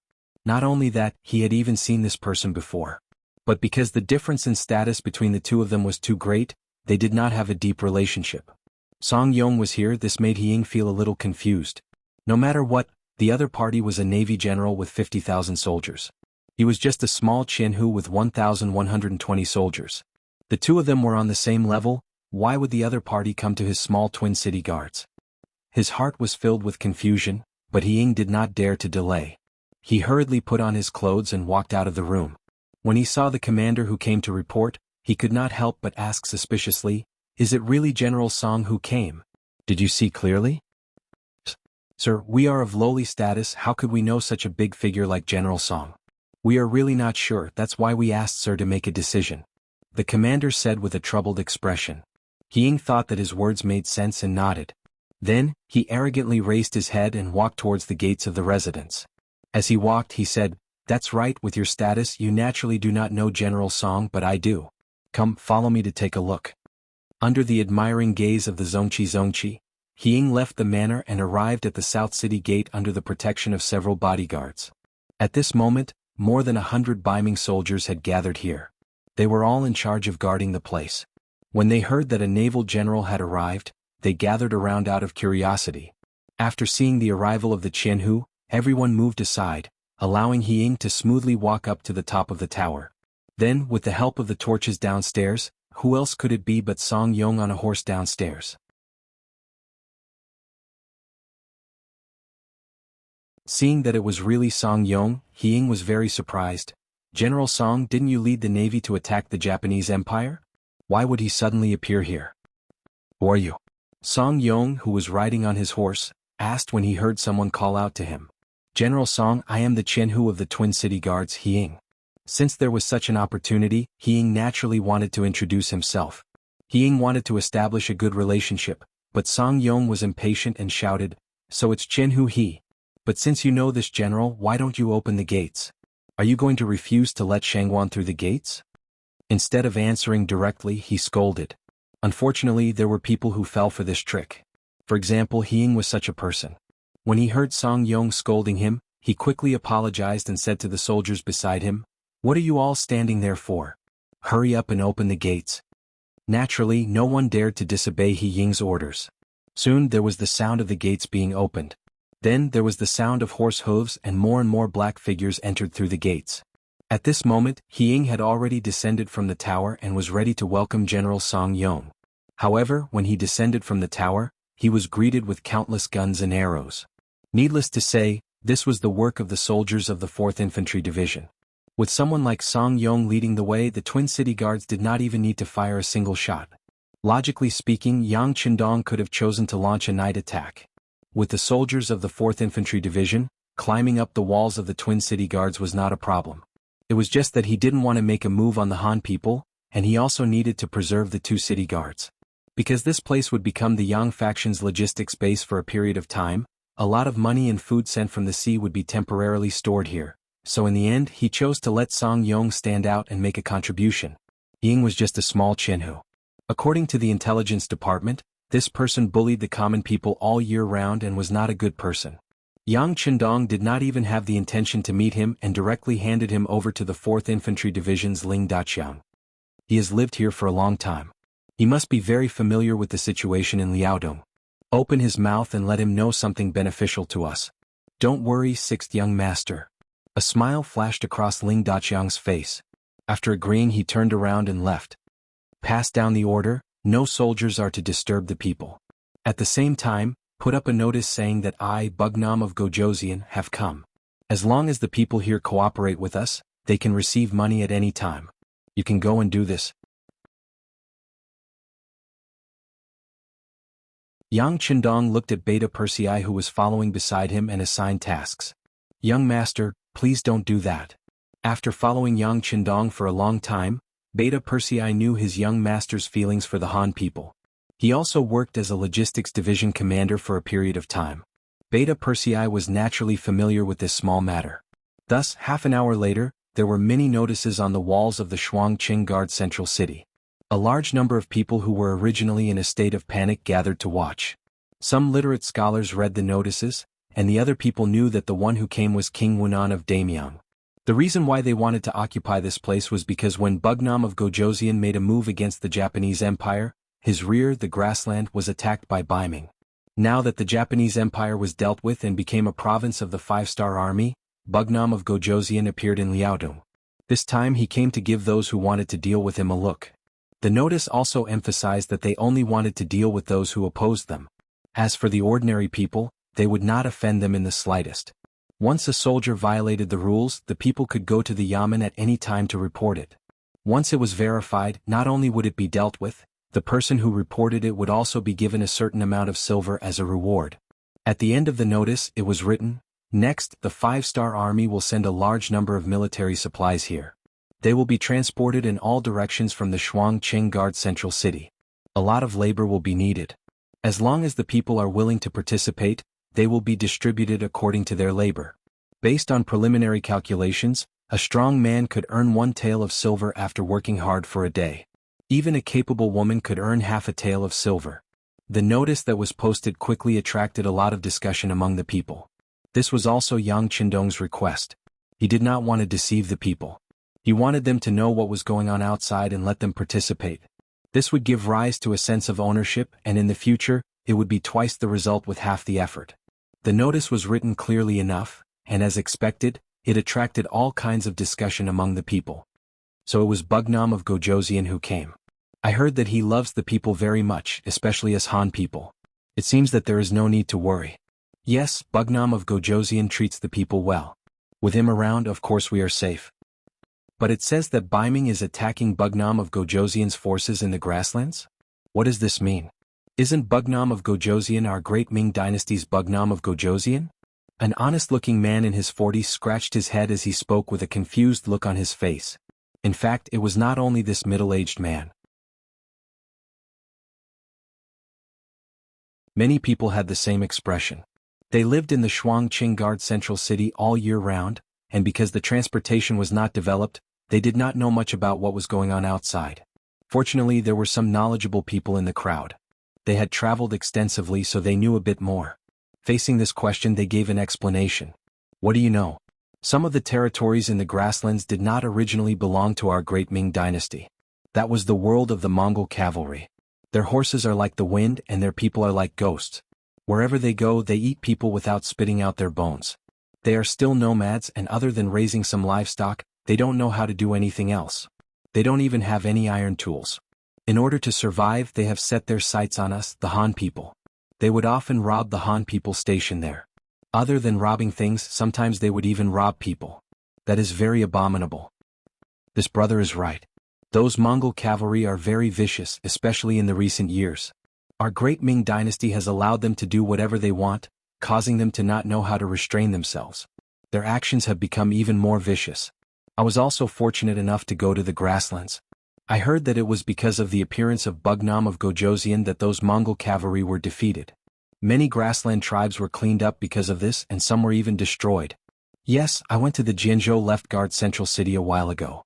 I heard from a friend there that there is a very magnificent city in the grasslands. There are countless Han people there, and they live very comfortably. That was built by Bugnam of Gojoseon. That friend also said that since Bugnam of Gojoseon was in the grasslands, the safety of the Han people was guaranteed. Who knows how many people there have worshipped Bugnam of Gojoseon in their homes, saying that they are thanking him. The few people spoke one after another and quickly told the story to everyone. Most of the Han people who did not know all of this before now knew that Bugnam of Gojoseon was actually so powerful. However, a problem appeared.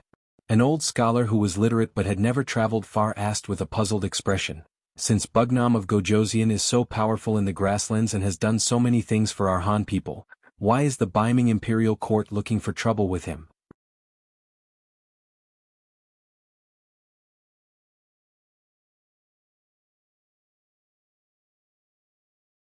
Chapter 1136. Seeing that it was the old scholar who spoke, someone at the side laughed. As expected of a scholar. Don't tell me you think that everyone in the world is a good person just because the books are all good people.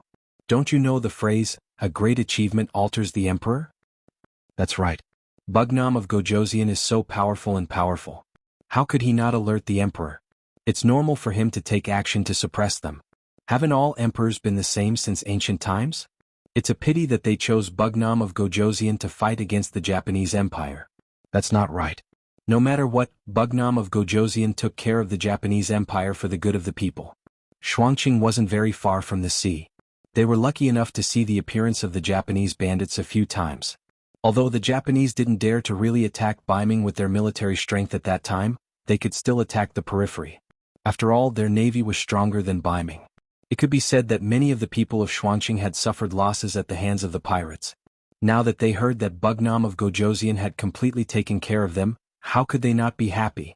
Discussions rose and fell like this. Some things that they did not know before were explained by everyone. Most of the people now understood. They also knew that Bugnam of Gojoseon sent out his troops because he was bullied. Furthermore, Bugnam of Gojoseon treated the Han people very well. After a round of discussion, they finally came to a conclusion. First, there was no need to panic. As long as they did not do anything extreme, Bugnam of Gojoseon would not do anything to them. Second, Bugnam of Gojoseon was in urgent need of labor. If anyone had the idea, they could give it a try. Even if they did not get paid in the end, they would only have wasted a day's effort. It was not a big loss. The people did not necessarily know right from wrong. Their knowledge was limited, and they did not care as much about the ownership of the imperial power as those who benefited from it. Just like what the commoners often said, no matter who became the emperor, they would still be them. There would not be any changes. Not to mention a border city like the Twin Cities Guard. It was impossible for the emperor to come here in his lifetime. He had never even seen it, so how could he talk about feelings? What the commoners really cared about was the benefits that they could obtain. Since the five-star army's notice said that as long as they worked for them, they would be able to receive money and the remuneration was so high, why not give it a try? Some of the commoners thought so, but others shook their heads and walked away. Since ancient times, it was impossible to take advantage of the royal family while working for them. Not to mention 1 tael of silver a day, even if it was 2 maces of silver a day, it would still be impossible. Would those officials and soldiers be so kind? Slowly the crowd dispersed. Most of them were returning home and only a few of them were heading towards the barracks. All of this fell into the eyes of Long Wei, who was observing everything from afar. When Long Wei saw it, the matter naturally reached Yang Qindong's ears, and he laughed heartily in response. Good, it's done. As long as one commoner is willing to try, there won't be any problems. Shang Yang's reform had gained the trust of the commoners by standing on a tree as a sign. Now, without standing on a tree as a sign, the commoners were willing to give it a try. How could it not work? Once they returned home with the silver, presumably the city would explode. Considering that the Twin Cities Guard was too small, Yang Qindong did not arrange for people to guide public opinion. If a stranger suddenly appeared, not only would their words not be believed, but it would also arouse everyone's vigilance. As a result, he let things develop naturally. Even if no one believed what the notice said, he would still use the method of standing on a tree as a sign to gain everyone's trust. Now, it seemed that there were still some daring people who were willing to try. There was no reason for the matter to not work. This was also the reason why Yang Qindong had set the reward so high. It must be known that in a place like the Twin Cities Guard, one tael of silver could do a lot of things. Striking while the iron was hot, and letting the commoners drink with the golden and silver cups, Yang Qindong said to Longwei Badeojiang, "Pass down the order. The soldiers who don't need to be trained will enter the homes of the commoners in the city and chop firewood and water for them. If they can do anything, inform Beta Persei to get some food for them." It was now the 3rd month of spring. In the south it was already spring and flowers were blooming, but in the north, especially in the Liaodong region, the weather was still very cold. At night, it was common for the temperature to be 10 degrees below zero. From time to time, there would be heavy snow, as if to tell the commoners that winter was not completely over. For example, at noon today it snowed. Although it was not very heavy, the streets and the courtyards of the commoners' homes were still covered with a layer of white. This gave the 5-star army a chance to show off. For a time their figures were everywhere in the city. In the commoners' courtyards, the snow on the streets of the city was quickly swept away, revealing the originally black ground.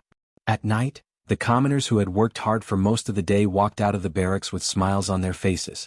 They did not show the slightest bit of exhaustion from working hard for the day.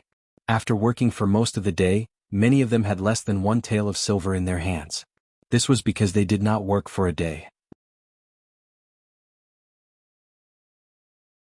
If they went early in the morning, they would definitely be able to earn one tael of silver. More importantly, working in the barracks, they were even provided with lunch. Although it was not very nutritious, just being able to fill their stomachs was enough. This already made them very satisfied. It was not an exaggeration to say that it was like New Year's. These commoners who had received benefits had already decided that they would go to the barracks to work tomorrow morning. Not only that, they would also call their friends to go with them. Everyone should earn money together. Just like this, when these people returned home, the city became lively again. When the white taels of silver were placed in front of everyone, their previous disbelief was swept away. Some people even regretted that they did not give it a try today. Of course, most of them had already decided that they would go to the barracks tomorrow morning. Not to mention one tael of silver a day, even half a tael a day was an extremely good thing. Since ancient times there had been many ways to buy people's hearts, but there were not many that were as simple and straightforward as Yang Qindong's. History had already proven that as long as you were good to the commoners, they would recognize you. It was not impossible for them to even work for you. Just like now, the soldiers worked for the commoners and the commoners worked for the barracks. In turn, they also received money. Who would object? The Twin City Guards, who had originally been somewhat nervous because of the city being occupied, quickly calmed down. Not only did they restore their previous order, but everyone was still beaming with joy. They were not affected at all by the fact that winter had not yet left and the weather was still cold. Their smiles seemed to be able to melt the snow. Taking down the Twin City Guards was only the first step in Yang Qindong's military operation to occupy the entire Liaodong region. Next, his gaze fell on the Yima River Guards in the northeast. It was still the same. Song Yong took the lead and came at night. As long as the city gate was opened, everything would be much simpler. All of this was thanks to the Great Ming's official hierarchy. In front of a superior, a lower official generally did not have any authority to speak.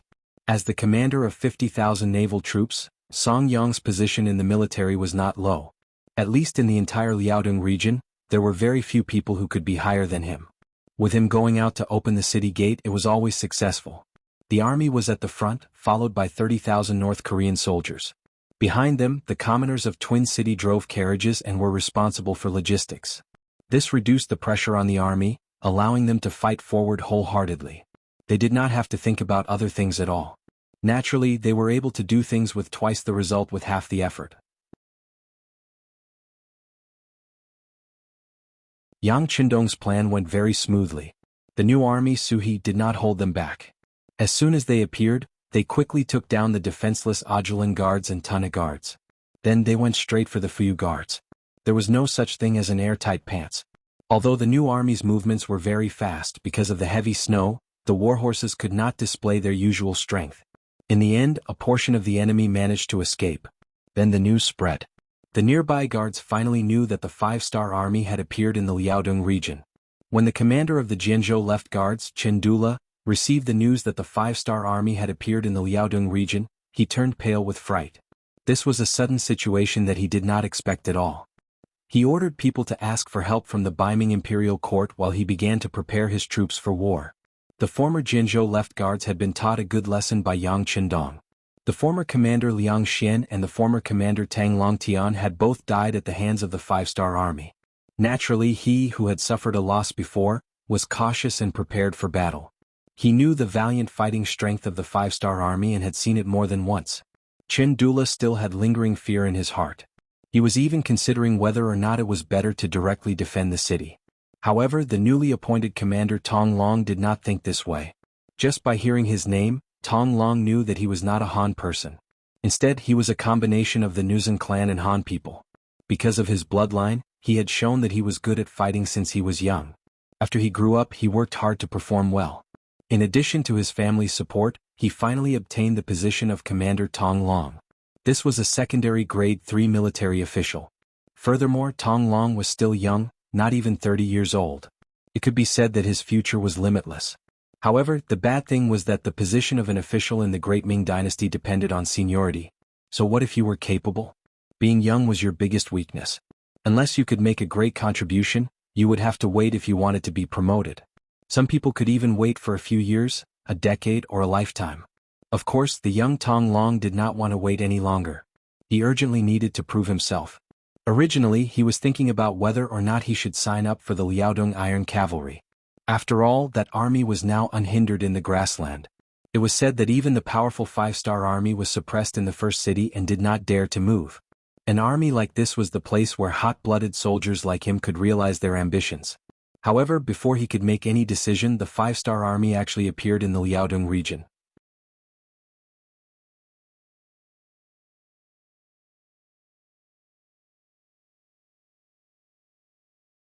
Chapter 1137. According to the official information, the 5-star army should be at war with the Japanese Empire right now. Why would they appear here? It was a little puzzling. However, Tong Long didn't care that much. He only knew that his opportunity to perform had arrived. After receiving the news, Tong Long first went to look for Commander Chindula and took the initiative to ask for a battle. Unfortunately, he was directly rejected. The reason given by Chindula was that it wasn't the right time to send troops because they couldn't figure out the actual situation of the 5-star army. Tong Long walked out of Chindula's mansion with an unhappy expression and went home angrily. The Tong family's status in the Nuzan tribe was very high. In a place like the Jianzhou left guard, there was basically nothing that they couldn't do once they wanted to do something. Tong Long used the reason that Chindula wanted to suppress him and didn't want him to be promoted as an excuse to ask his family to step forward and put pressure on him. The commander didn't know about this. He was still looking at the map in his study room and worrying. Honestly speaking, Chindula really didn't have the intention to suppress Tong Long. Stopping him from sending troops was really for Tong Long's sake. He had dealt with the 5-star army before and knew how powerful they were. He still remembered how overbearing the 5-star army was when they wanted to open up a transportation route from here. The army was waiting outside for the nearby guards to attack, but no matter who went, didn't they not gain the slightest advantage? Such a powerful opponent wasn't someone that could be easily defeated. Without absolute confidence, it was best to bide one's time and preserve one's strength. The kind-hearted Chindula wanted to preserve his strength. However, the Tong family's strength was really too great. In the afternoon, the influential people in the city came one after another to put pressure on him. These people had a certain amount of prestige in the city. If it was only one or two of them, he wouldn't be afraid. However, with so many of them coming together, even the commander couldn't handle it. He had no choice but to agree to Tong Long's request to send troops. However, he stated that he could only bring 2,000 troops and wanted to test the opponent's strength first. Commander Chindula only gave 2,000 cavalrymen, but Tong Long didn't think much of it. In his opinion, quality was more important than quantity. Therefore, he gladly accepted it. He also used his family's connections to find the men of the Nuzan tribe and gathered another 1,000 men. He even gave them war horses. In this way, 3,000 cavalrymen was already a strong force. After preparing for a day with 3,000 cavalrymen, Tong Long left Jian Province's left guard city on the third day and headed north. He wanted to find the 5-star army and give them a head-on blow. He wanted to let them know that there was still a fierce general like him in Liaodong. The last few times the 5-star army appeared here, Tong Long wasn't there. Instead, he was sent by his family to Beiming to study Confucianism. The Nuzan tribe had good foresight. They knew what it meant to learn from others' strengths to make up for their weaknesses. They also knew what it meant to do as the Romans did. If they wanted to live more comfortably under the rule of the great Ming dynasty and have more power, they had to learn what they liked. It was precisely because he wasn't in Liaodong at that time that all the things about the 5-star army were just legends. As the saying goes, seeing is believing. Naturally, Tong Long wasn't afraid of anyone. What he didn't know was that from the moment he walked out of Jian Province's left guard city with 3,000 cavalrymen, his every move was under the eyes of the 1st Cavalry Division. After Tian Hu received the order from Yang Qindong, he immediately sent out scouts to watch every Beiming guard city in this area. For a big city like Jian Province's left guard city, its geographical location was so crucial and important. Of course they wouldn't miss it. There were more than 10 scouts outside the city. They were responsible for watching the 4 city gates. Once they made a move, they could immediately report it to the division headquarters. When Tong Long came out with 3,000 cavalrymen, such a mighty formation naturally couldn't escape the eyes of those who were observant. The news was quickly sent to the division commander, Tian Hu. At the foot of an unknown mountain, the division headquarters of the 1st Cavalry Division was built here. What was different from the past was that this time, the mission they received was to stop the enemy. This required them to remain still. Only when they saw the enemy move out would they be able to go out and fight. Therefore, the world's 1st Cavalry Division, which had always been roaming around, had built a temporary division headquarters. It was rare for them to rest and also be used for command. When the news came that 3,000 Beiming cavalrymen had walked out of Jian Province's left guard city, Tian Hu came to the prepared sand table and asked the division headquarters staff officer, "Which regiment is the closest to Jian Province's left guard city?" "Division commander, the 4th regiment is stationed nearby." The staff officer, who knew the division's situation like the back of his hand, gave the answer immediately. When Tian Hu heard this, he nodded his head in satisfaction and ordered, "Give the order to Commander Bai Shuang of the 4th regiment. Tell him to take down this cavalry and make the formation bigger.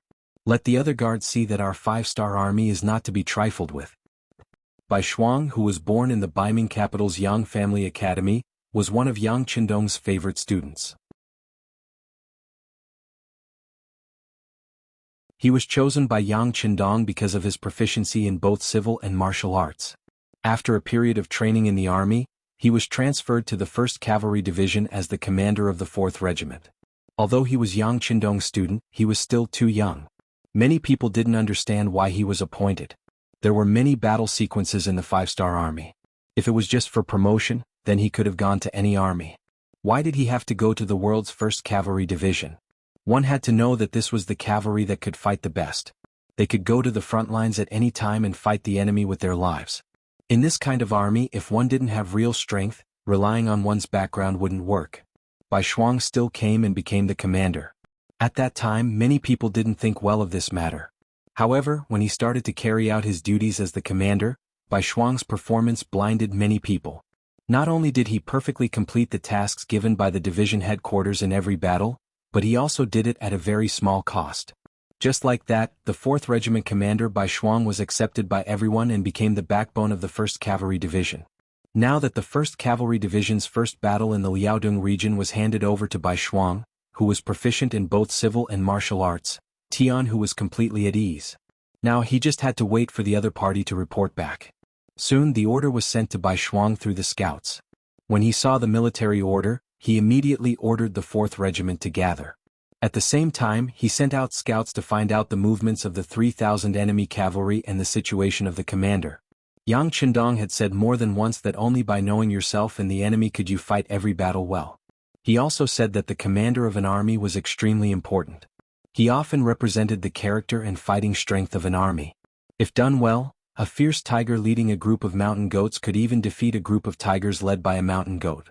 Tactically, the enemy was valued. Strategically, the enemy was despised. It was about making all the necessary preparations before a battle. Even if the battle was a battle that one was completely confident in, one must still make all the necessary preparations. Only in this way could one achieve the goal of winning every battle and obtain the greatest victory with the smallest cost. Bai Shuang, who admired Yang Qindong very much, naturally regarded these words as the truth. In fact, he had always done this. Before every battle, he would do his best to understand the situation of the opponent. He would understand the opponent's identity, background, and personal strength, including their strengths and weaknesses, etc. It was because of this that he was able to quickly gain the recognition of everyone and become the commander of the 4th Regiment, commander of the 1st Cavalry Division. Fortunately, Yang Xie's intelligence network was very complete. They had done detailed investigations on all the famous people. Therefore, it was not difficult to understand them. Just like when Tong Long led his troops out of the city, some of his information was also sent to Bai Shuang. The scouts who rushed back from the front sent over the information regarding Tong Long. There were a total of 3 pages, so Bai Shuang had a better understanding of his opponent. I didn't expect him to be such a talent. Not only is his strength extraordinary, but he also obtained good results when he was studying in the capital of Baiming. There are actually so many people who admire him. After reading Tong Long's information, Bai Shuang could not help but sigh. The introduction in the information was very detailed. Because of this, Bai Shuang felt a sense of admiration. It would be a waste if such a talent was not only used by his teacher. Didn't Yang Qindong always say that it was easy to obtain 1,000 soldiers, but difficult to find a general? Now that such a suitable person had appeared in front of him, if he did not capture him alive, wouldn't it be a waste? Men, bring me the map. After Bai Shuang had a plan, he made a decision in his heart. Tong Long did not know anything about his situation. As the opponent, the 5-star army had already grasped everything. He was currently leading 3,000 cavalrymen and galloping around. He wanted to find the main force of the 5-star army and then have a decisive battle with them. No one knew the strength of these 3,000 people better than him. Not to mention the 2,000 cavalrymen given by Commander Chindula, their general strength was not bad. For example, the 1,000 Nuzan cavalrymen that were summoned in the end. Which one of them was not proficient in riding a horse? An army like this should be qualified to join the Liaodong Iron Cavalry. Right now, they were only fighting against the 5-star army. He really could not think of any possibility of failure. This was the most elite of the Nuzan cavalrymen.